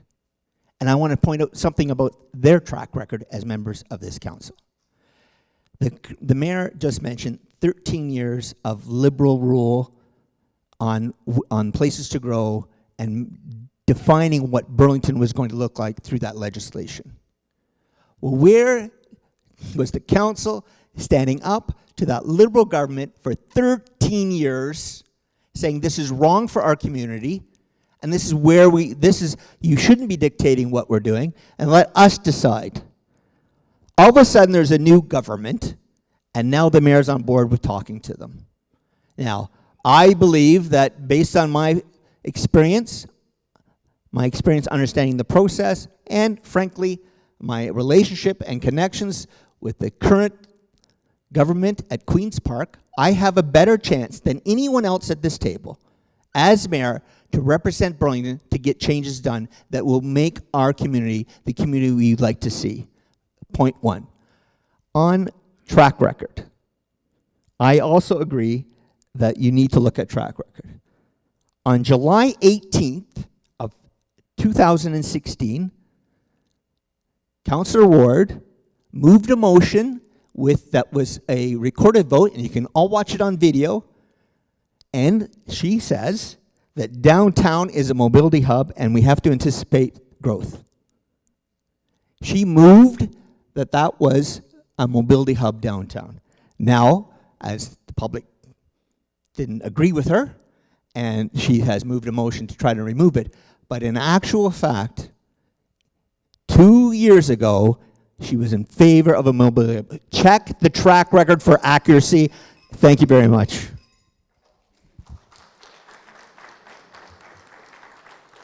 Thank you, candidates. It's time now to open the floor to questions. So I would invite you to come up and not be shy and put your question to the candidates. And we'll start with Greg, and then we'll change the order up a little as we go further. Go ahead, sir. Despite what the Jolly Orange Giant in Washington thinks, we are getting a changing climate. And as a result, back in 2014, we had a problem with flooding. I'm wondering what has the city done about that to mitigate it in the future?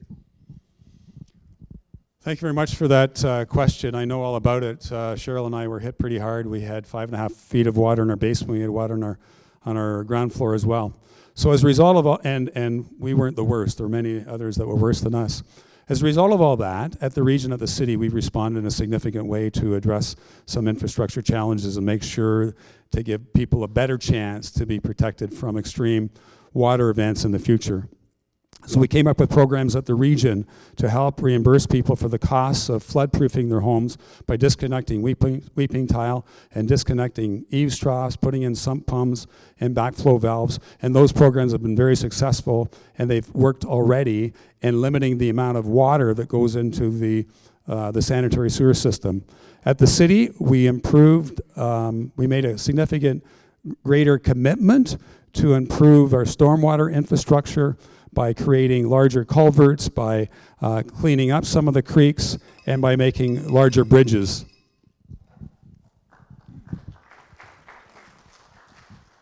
All right, we'll go to Marianne next, and then we'll go down the list, and then we'll wrap up the first round with Greg then, okay? So, Marianne. So I never put a motion on the floor for a mobility hub. That's a complete fiction.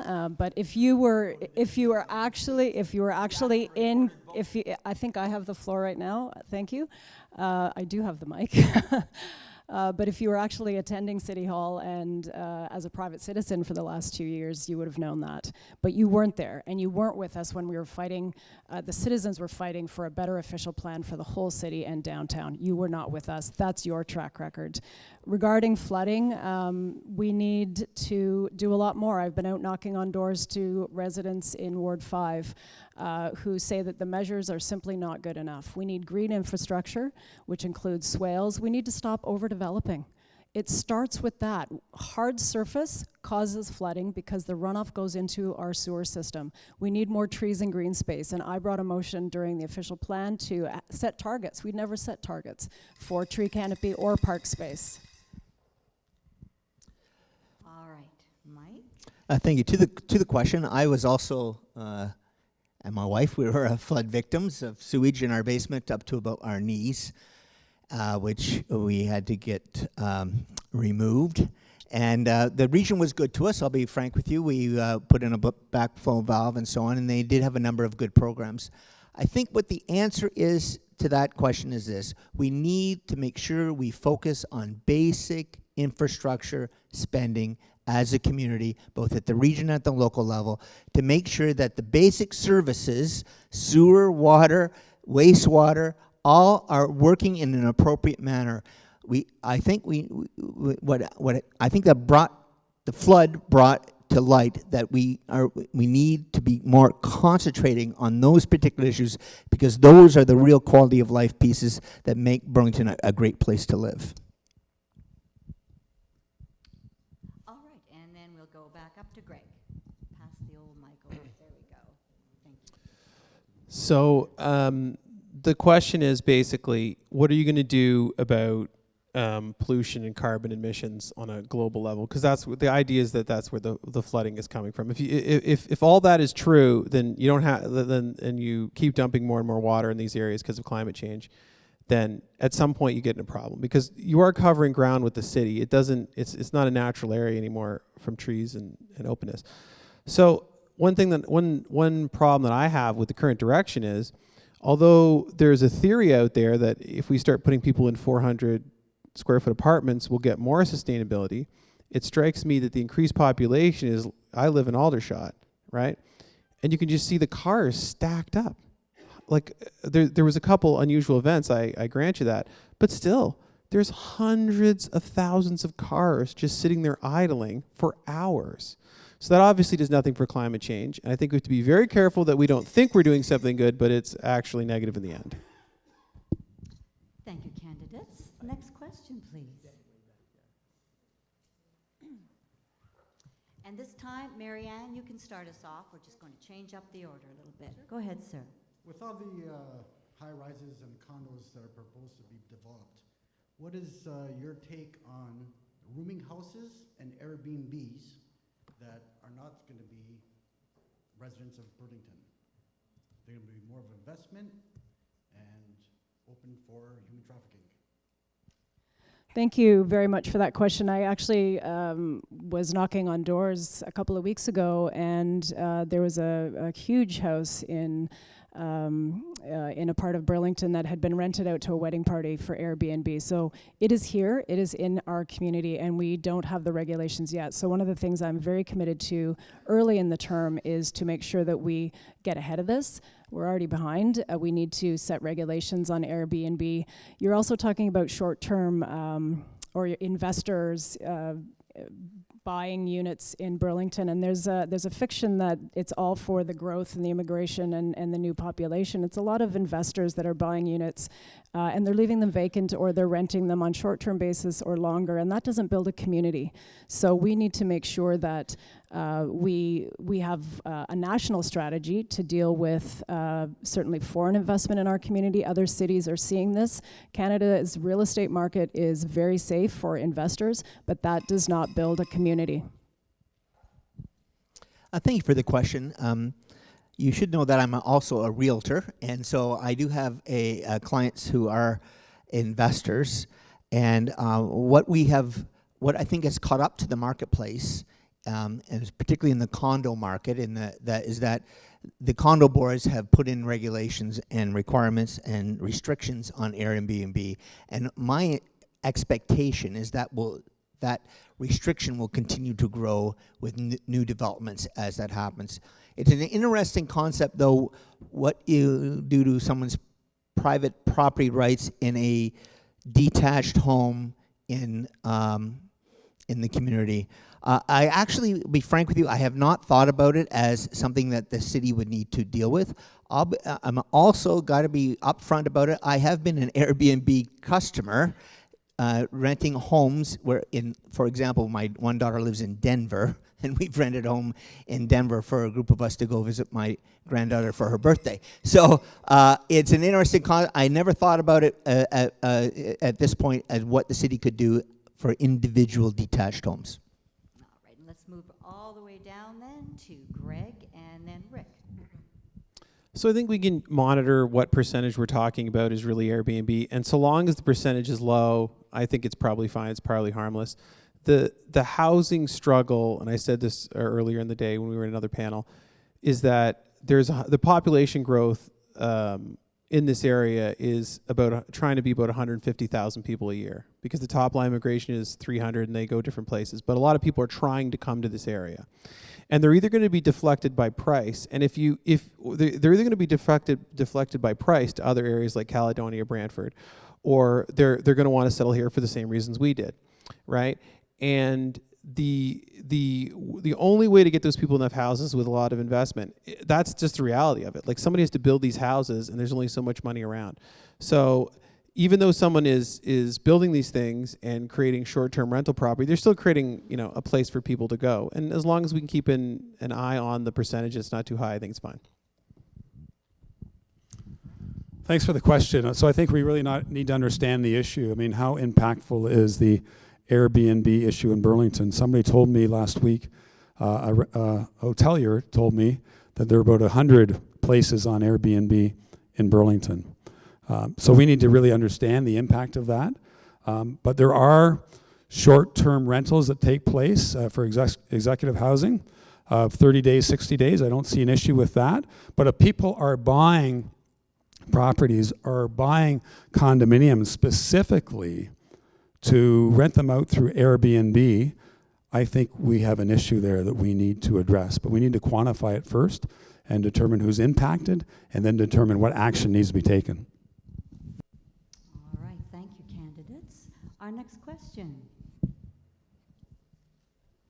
And this time we'll start with Mike. And I think I asked this question before, and I was asked to speak slowly. So, who controls the growth in the downtown? And do we have the tools to manage the growth in Burlington? I thank you for the question, and I believe that all growth, regardless, is managed through the official plan that the community has, whether it's a municipality or the region. And those official plans have to be congruent with the provincial planning documents that are in place. You cannot, the region will not approve a City of Burlington official plan if it's not congruent with what the province has in their planning documents. In my view, for us to take control of the development downtown, and I'm not saying, I will never say that there isn't going to be any change or any development downtown, but for us to take control, we need to have a change at Queen's Park in terms of the provincial planning documents that determine our densities and where they need to be. I think we should be controlling where our densities should be. I'm in favor of the mobility hubs around the GO train stations. I'm not in favor of a mobility hub downtown. And we'll move the mic all the way down to Greg. So again, it's complicated, but there's this device they have called the provincial policy statement, and they keep testing, is it consistent with that? So the answer is currently, you control your own development so long as it doesn't conflict with what the province wants. So what that effectively means is the province is in control. And you guys have to direct your anger to the province, because they can make us do whatever they want. They control all the laws. They can do whatever they want with the municipalities. So the real point is, you have to create political back pressure of people who are saying, we're not going to take this. Our communities are not a development site, constantly being developed to hit the next target. And that comes from you to the province. That's the structure that can get things changed as fast as possible, and you got to elect people that make that happen. So the previous provincial government was not interested in any changes to the places to grow. We now have a new provincial government that is willing to discuss the issue of places to grow, and they've told me that personally. So as I mentioned, 13 years ago, the province of Ontario named downtown Burlington as an urban growth center. And I mentioned earlier that we need a tool that will help control the pace of development so it doesn't happen all at once.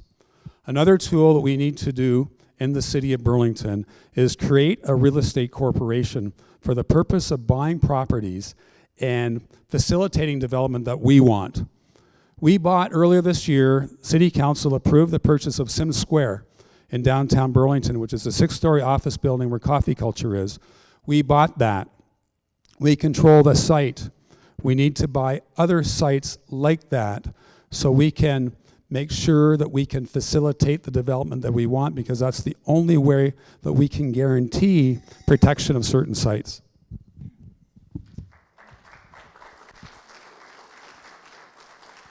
And Marianne. Well, this provincial government during the election also talked about opening the Greenbelt for development, and that is absolutely where we don't want to go with Places to Grow. We want that plan to stay in place to protect our rural area and all of our farmers and our rural economy that's up there.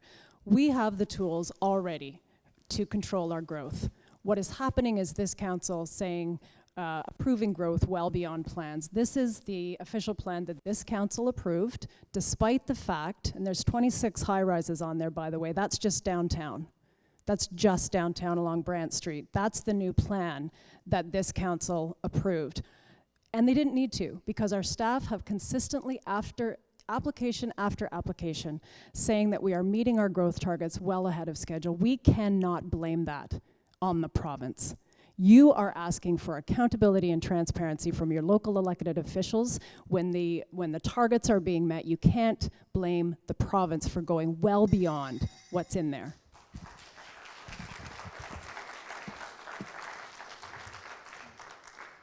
Thank you, panel. And our next question, please. And this time we'll start with Greg. Hi, there's kind of a few prongs to this question. So also being a victim of sewage backup in the 100-year storm of 2014, my family was a victim to that. I'm in Ward 5, which was one of the largest hit in the area.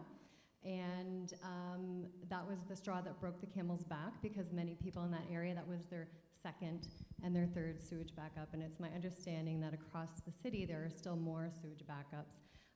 That's what happens when you have intensification. When you push the limits, things start to blow.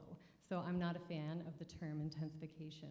I'm wanting to know, part of this is on that day, it's my understanding that the mayor was away on vacation, and we had Paul Sharman on our ward, who I believe was standing in place, that there should have been a state of emergency called during that time where we would have received federal funding, and it was very disappointing to many of us that that wasn't the case.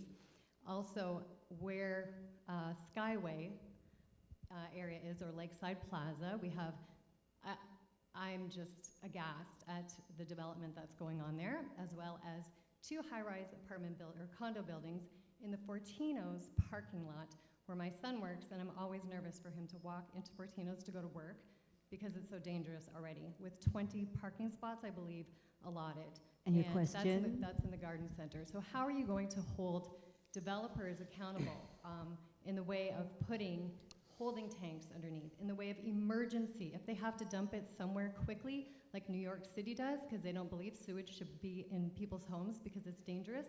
How are you going to hold we're not going to stop development. It's up to whoever gets elected to make sure it stays within what we believe. How are you going to hold developers accountable? If they want to play, they need to pay. They need to invest. Greg, we'll start with you.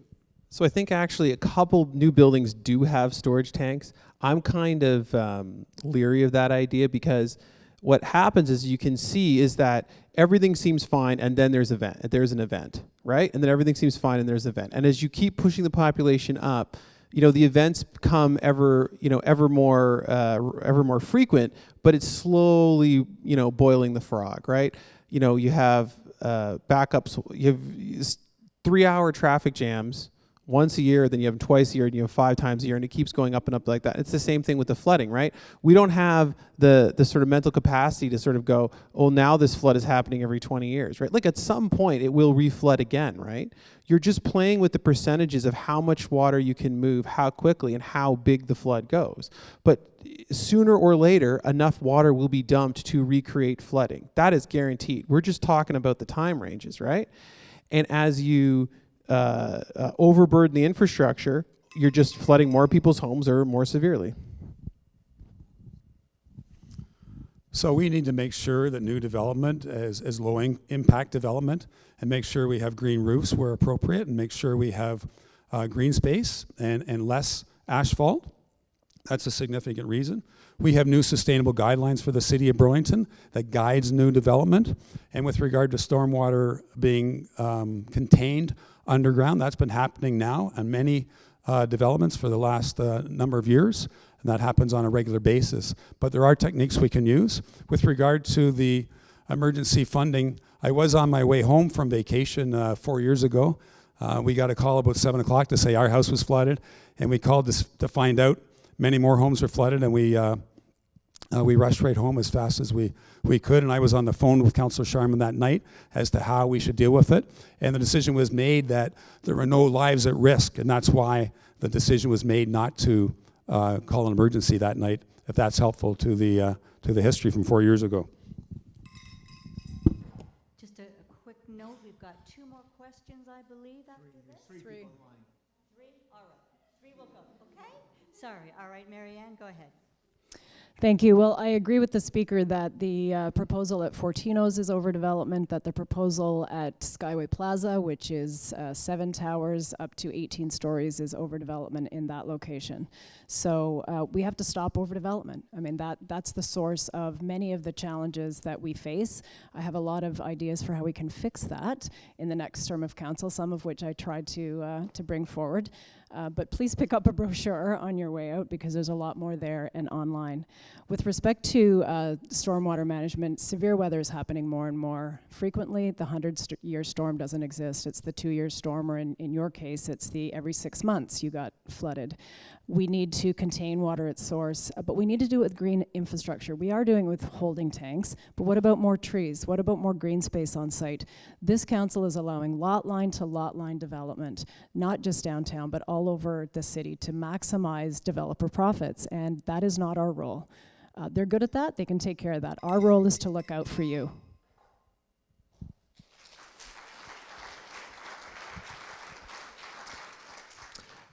Thank you for the question, and I didn't really notice that night whether there was a state of emergency or not, because I was pumping water out of my basement as fast as I could, and I gave up because I couldn't keep up. But you make a very good point, and I want to come back to your comments about the potential development that happening at Skyway. I think that my understanding, based on me being at the public meetings that were there, is that they actually haven't applied officially for things. They were putting stuff out there. They threw everything and the kitchen sink at that piece of property, in my view. And I think we need to work cooperatively with builders, developers, to make sure that they understand what this city can handle in terms of growth and development. And that includes what is required for them to provide the infrastructure to be able to handle the current environment that we're in. And I can't believe that's a whole minute. Thank you very much. There it is, Mike, right there. All right, our next question, please. And this time we're going to start with you, Rick. Okay. Good evening. First of all, I want to thank the organizers of this meeting, moderator, and the candidates. I think with reference to the building, I think 2 main things are very key here: traffic and development. I think we should be thinking about environmental impact assessment. Environmental impact assessment. You do that, and you can introduce a lot of strict regulation locally to stop the influx. My question is, what are the strategies you would employ to bring governance closer to citizens and getting effective feedback for ease of planning and cost-effective responsive administration? Great, thank you very much. Before I answer that question, I do want to make a few comments about the official plan. So the official plan currently that we have was approved over 20 years ago and was last reviewed about 12 or 13 years ago. And the reason we have a new official plan, and the reason there was some degree of urgency to have a new official plan, was because our current official plan is out of date. And we found that out with the OMB decision for the Addy development at Martha and Lakeshore. So we have a new official plan that's adopted that that's informative but not definitive as far as the influence it has on land use. But in our new official plan, the sites of Skyway Plaza or Lakeside Plaza and the Fortino's Plaza are mid-density, are 6 to 11 stories. And that's the range that we should look for. We should not be considering more than that. That's the range that we should look for. So with regard to engaging the community more, one of my ideas is to create community councils or resident associations that have some connection with the city. And in Oakville, they have 20 of them, and I believe we can have 20 of them in Burlington that will help us connect with people on a more regular basis. Thank you. That's just one idea. All right, and Marianne.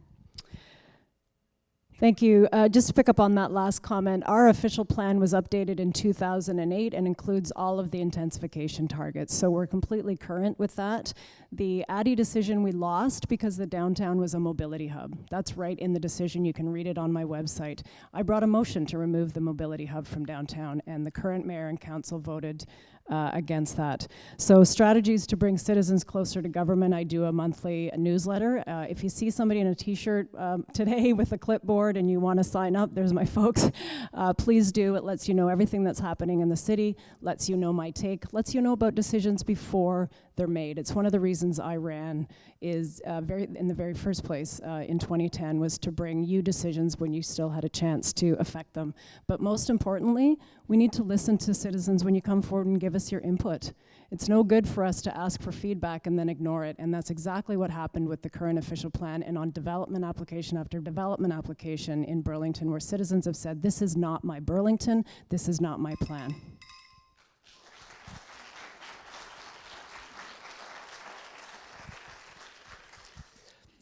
Thank you, Connie. So in my platform, which will come to you in the mail, but it also is fully on my website at mikewallaceformayor.ca, there is a section on fostering an engaged city. And I'll just tell you, because I only have a minute, one item that I would like to see happen. When I was on council in '97, I was the architect in terms of moving the council from 17 to 7. The number of councillors per person was around 23,000 people. Based on the growth that we've had over the last 20 years, I think it's time that we make a change at the number of councillors we have at City Council to better represent the citizens. My suggestion is 9, which would be the mayor and 8 councillors. It is just a recommendation on my part, but I think it needs a thorough discussion and community involvement in terms of being able to engage on what they think the council's size should be, and that includes working with the region to make sure we have regional councillors and city councillors all at the same table. Thank you. And Greg, our final answer to this gentleman's question. So I don't quite think you guys are quite in the mindset of how extensive it is. It's not 1 or 2 plazas. Every single plaza that we all shop at is tagged for redevelopment, adding in condos, and attempting to remove surface parking. The reason why that is because the model is Burlington as a box. What if you want to put 100,000 more people in Burlington? What has to change? They can't sit in single-family houses. They have to go into condos. What's the next problem? They can't all drive every place. What's the next problem? They can't all park every place. And everything is feeding from that psychology. So when you sit there and say, redevelop these plazas and take away these businesses and take away these parkings, the idea is eventually the parking and the road system is futile anyway. And it's like sort of a slow path to that change. And you're seeing the start of it. But the idea is it never ends. It just continues to change and change until the place is the model that is dreamed of that can hold the most people. So. All right. Thank you, candidates. And our next question. This time we'll start with Rick. So, no, it's Marianne. I think it's me. Sorry? I think it's Marianne now. Good evening, candidates. Lay it on me. All right, sorry, yes. Thank you for using Google Maps. Yes, it's Marianne. Ward Sorry. 6. Sorry, go ahead. Sorry. Since we've been here tonight, everything I've heard is downtown, downtown, downtown. The pier, Nelson Park, the Performing Arts Center, the marina, the museum that cost us an extra $1.4 million. Ward 6 is one of the richest wards in Burlington. When are we going to get our fair share? And can you explain how? Thank you. Well, thank you so much for raising that. We need to bring our communities together in Burlington and not see it as north or south. We need to not see it as urban versus rural, which is currently how the discussion has been playing out on intensification, that you have to accept unacceptable levels of intensification to protect our rural area. And our farmers aren't asking for that, some of whom are here this evening. So I know about the parking issues canvassed here on the weekend at Thomas Alton. We need to reopen the discussion on the parking policies in Alton to ease your pressures up here. Somebody raised the issue of bylaw enforcement around dogs and other issues. We have 4 bylaw enforcement officers in this city. That's ridiculous, and they don't work evenings and weekends except on call. We know that bylaw enforcement infractions happen on evenings and weekends, so we need to address that for our whole city. We need to look at getting transit working up here. You have issues with traffic as well.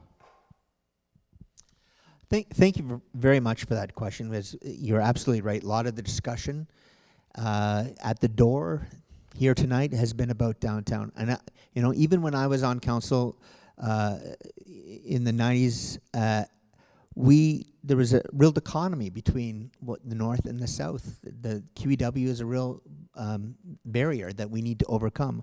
One thing that I think we should be doing as a city is that we should be doing a lot more of our programming in terms of festivals and public events in the north part of Burlington, meaning north of the QEW. And that would make us more part of the same community, which I think we need to do if we're going to come together to help solve the problems that we have, because you have traffic problems coming up Appleby line. We have traffic problems going east-west on New Street, but they're the same problem. There's the same issues, and we need to work together. I was very happy to see the Kite Festival, for example. One small example, at Brant Hills, instead of at Spencer Smith. Those are the kinds of things we need to do a better job in engaging the citizens in the newer parts of Burlington. All right, thank you. And Greg? So one of the reasons why I said you want a 6-4 residential limit everywhere is I don't like this idea that the downtown is an area we should protect because we want livability there, but the mobility hubs are some different thing, and the same protection shouldn't apply in these built-up mobility hubs. If you're rebuilding those areas in a higher density than they are now, eventually they should have a charm and a walkability and a niceness of their own. And if we decide we don't like the high buildings downtown, I don't see why these mobility hubs should be any different. So I do think it's a citywide thing. The one thing I'd put your guys in your head is that as these businesses are displaced, what's happening is they're concentrating in 2 massive commercial centers, Clapson's Corners and up here Appleby and Highway 5 and Appleby. Notice there's a lot of commercial activity happening there. And if you take all the businesses out in lower Burlington, because you redevelop them for condos, because that's the most profitable thing to do, everyone's going to head up here in their cars. And I've worked in lots of cities in the States, and that's exactly how it works. It takes like 45 minutes to get groceries on Saturday because there's a commercial center and everybody's trying to head to it at once. And Rick. So I thought the question was about Ward 6, but anyway. So with regard to Ward 6, I know there's already the Alton Library, there's already the Haber Recreation Center, and Tansley Woods is right on the border of Ward 6, so there is some good community facilities. One thing I want to share with you is there is a need to have more connection with the north part of the city. And I did have a meeting with the owners of, or operators of Nelson Quarry with Councillor Taylor about 5 months ago, who are interested when the quarry is finished to create something with the city in that particular area, which is a great opportunity to engage the community and determine what should go there. And I look forward to seeing that happen in the future. But the big issue, obviously, tonight and during the election is about development. And people are painting me as the development mayor. I want to share with you, I don't want development for the sake of development. I want development to give younger people the opportunity to live in Burlington. I want to give families the opportunity to live in Burlington, as well as seniors the opportunity to downsize. And I got to stop now. Thanks, Connie. Thank you, thank you, thank you, Rick. And I think this is our final question of the night, and Mike Wallace, you can start us off this time, so go ahead, please. Okay, as the local trustee and the chair of the Halton District School Board, I look for opportunities for the school boards to work with different levels of government. And in Kingston, Ontario, there is an award-winning transit system where they allow high school students to ride 24 hours, well, not 24 hours, but during transit times all year round for free. This has been studied by the University of Waterloo, and the result is that students become transit riders. So would you consider seriously looking at having a program similar to the City of Kingston? Thank you for the question, and I want to start with a more fundamental approach, that I think there needs to be a permanent committee of council and trustees meeting on a regular basis to talk about whatever the issues of the day might be, whether that is what's happening with properties, what's happening with transportation. I think there's a tremendous opportunity for working together with the school board. Look, when I was on council and 2 schools closed in my area, I was able to convince the council today to actually buy the properties to save the green space that was there. One place we had none, the school board owned it all in Elizabeth Gardens, and we were able to create a parkette and control the development on the rest of the property, and we gained more property at Brecken. It's that kind of communication, and it's not us against you or us against them. We need to work together, and I don't have the answer on transit, but I'm more than willing to look at whatever the issues that make our community better. Schools are part of who we are in this community, and we need to make sure we maintain our younger generation, or we will be a senior center as a city. Thank you, Mike, and all the way up to Greg, please. So it's a little bit difficult to see how you can get high school students on the bus because the whole system has not really been set up for that. I mean, it's a good idea if you can pull it off, but most people are expecting the kids to be picked up very close to their house and take a more or less direct path to the school. So I think it's interesting you discover it, but I don't know currently the way the transit system is going to go, it's going to work. And as for interaction, I'm confused with the school closures because everybody's saying we are doing everything we can to increase the population hugely, right? And we're doing everything we can, and there seems to be this concept that we keep closing schools, and yet the portables are piling up at all these schools. So I do think there has to be some kind of dialogue, improved dialogue between trustees and counselors to square the circle of how we're closing schools, and yet we need portables. So.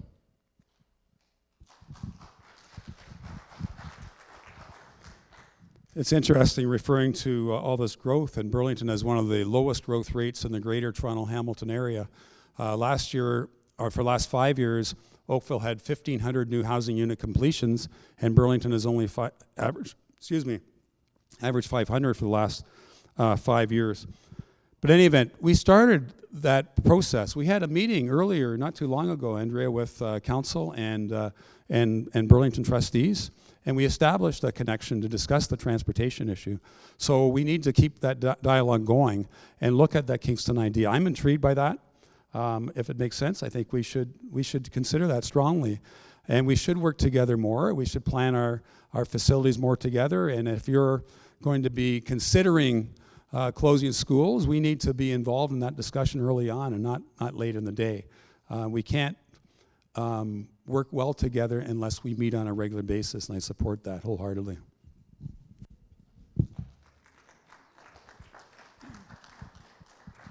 And Marianne. So I totally support students having free transit, and it is part of my platform. I also believe that the buses need to go to the schools, and the transit system a couple of years ago removed school specials, which would take people right into the schools, and that saw a huge drop in students going to schools. So I've tried to reinstate those. The current mayor and council voted those down. I think we need to bring those back, and we did raise that, and I did raise that at several meetings that we had. We meet about twice a year with the trustees. I also believe that we need to have a closer working relationship on school closure issues.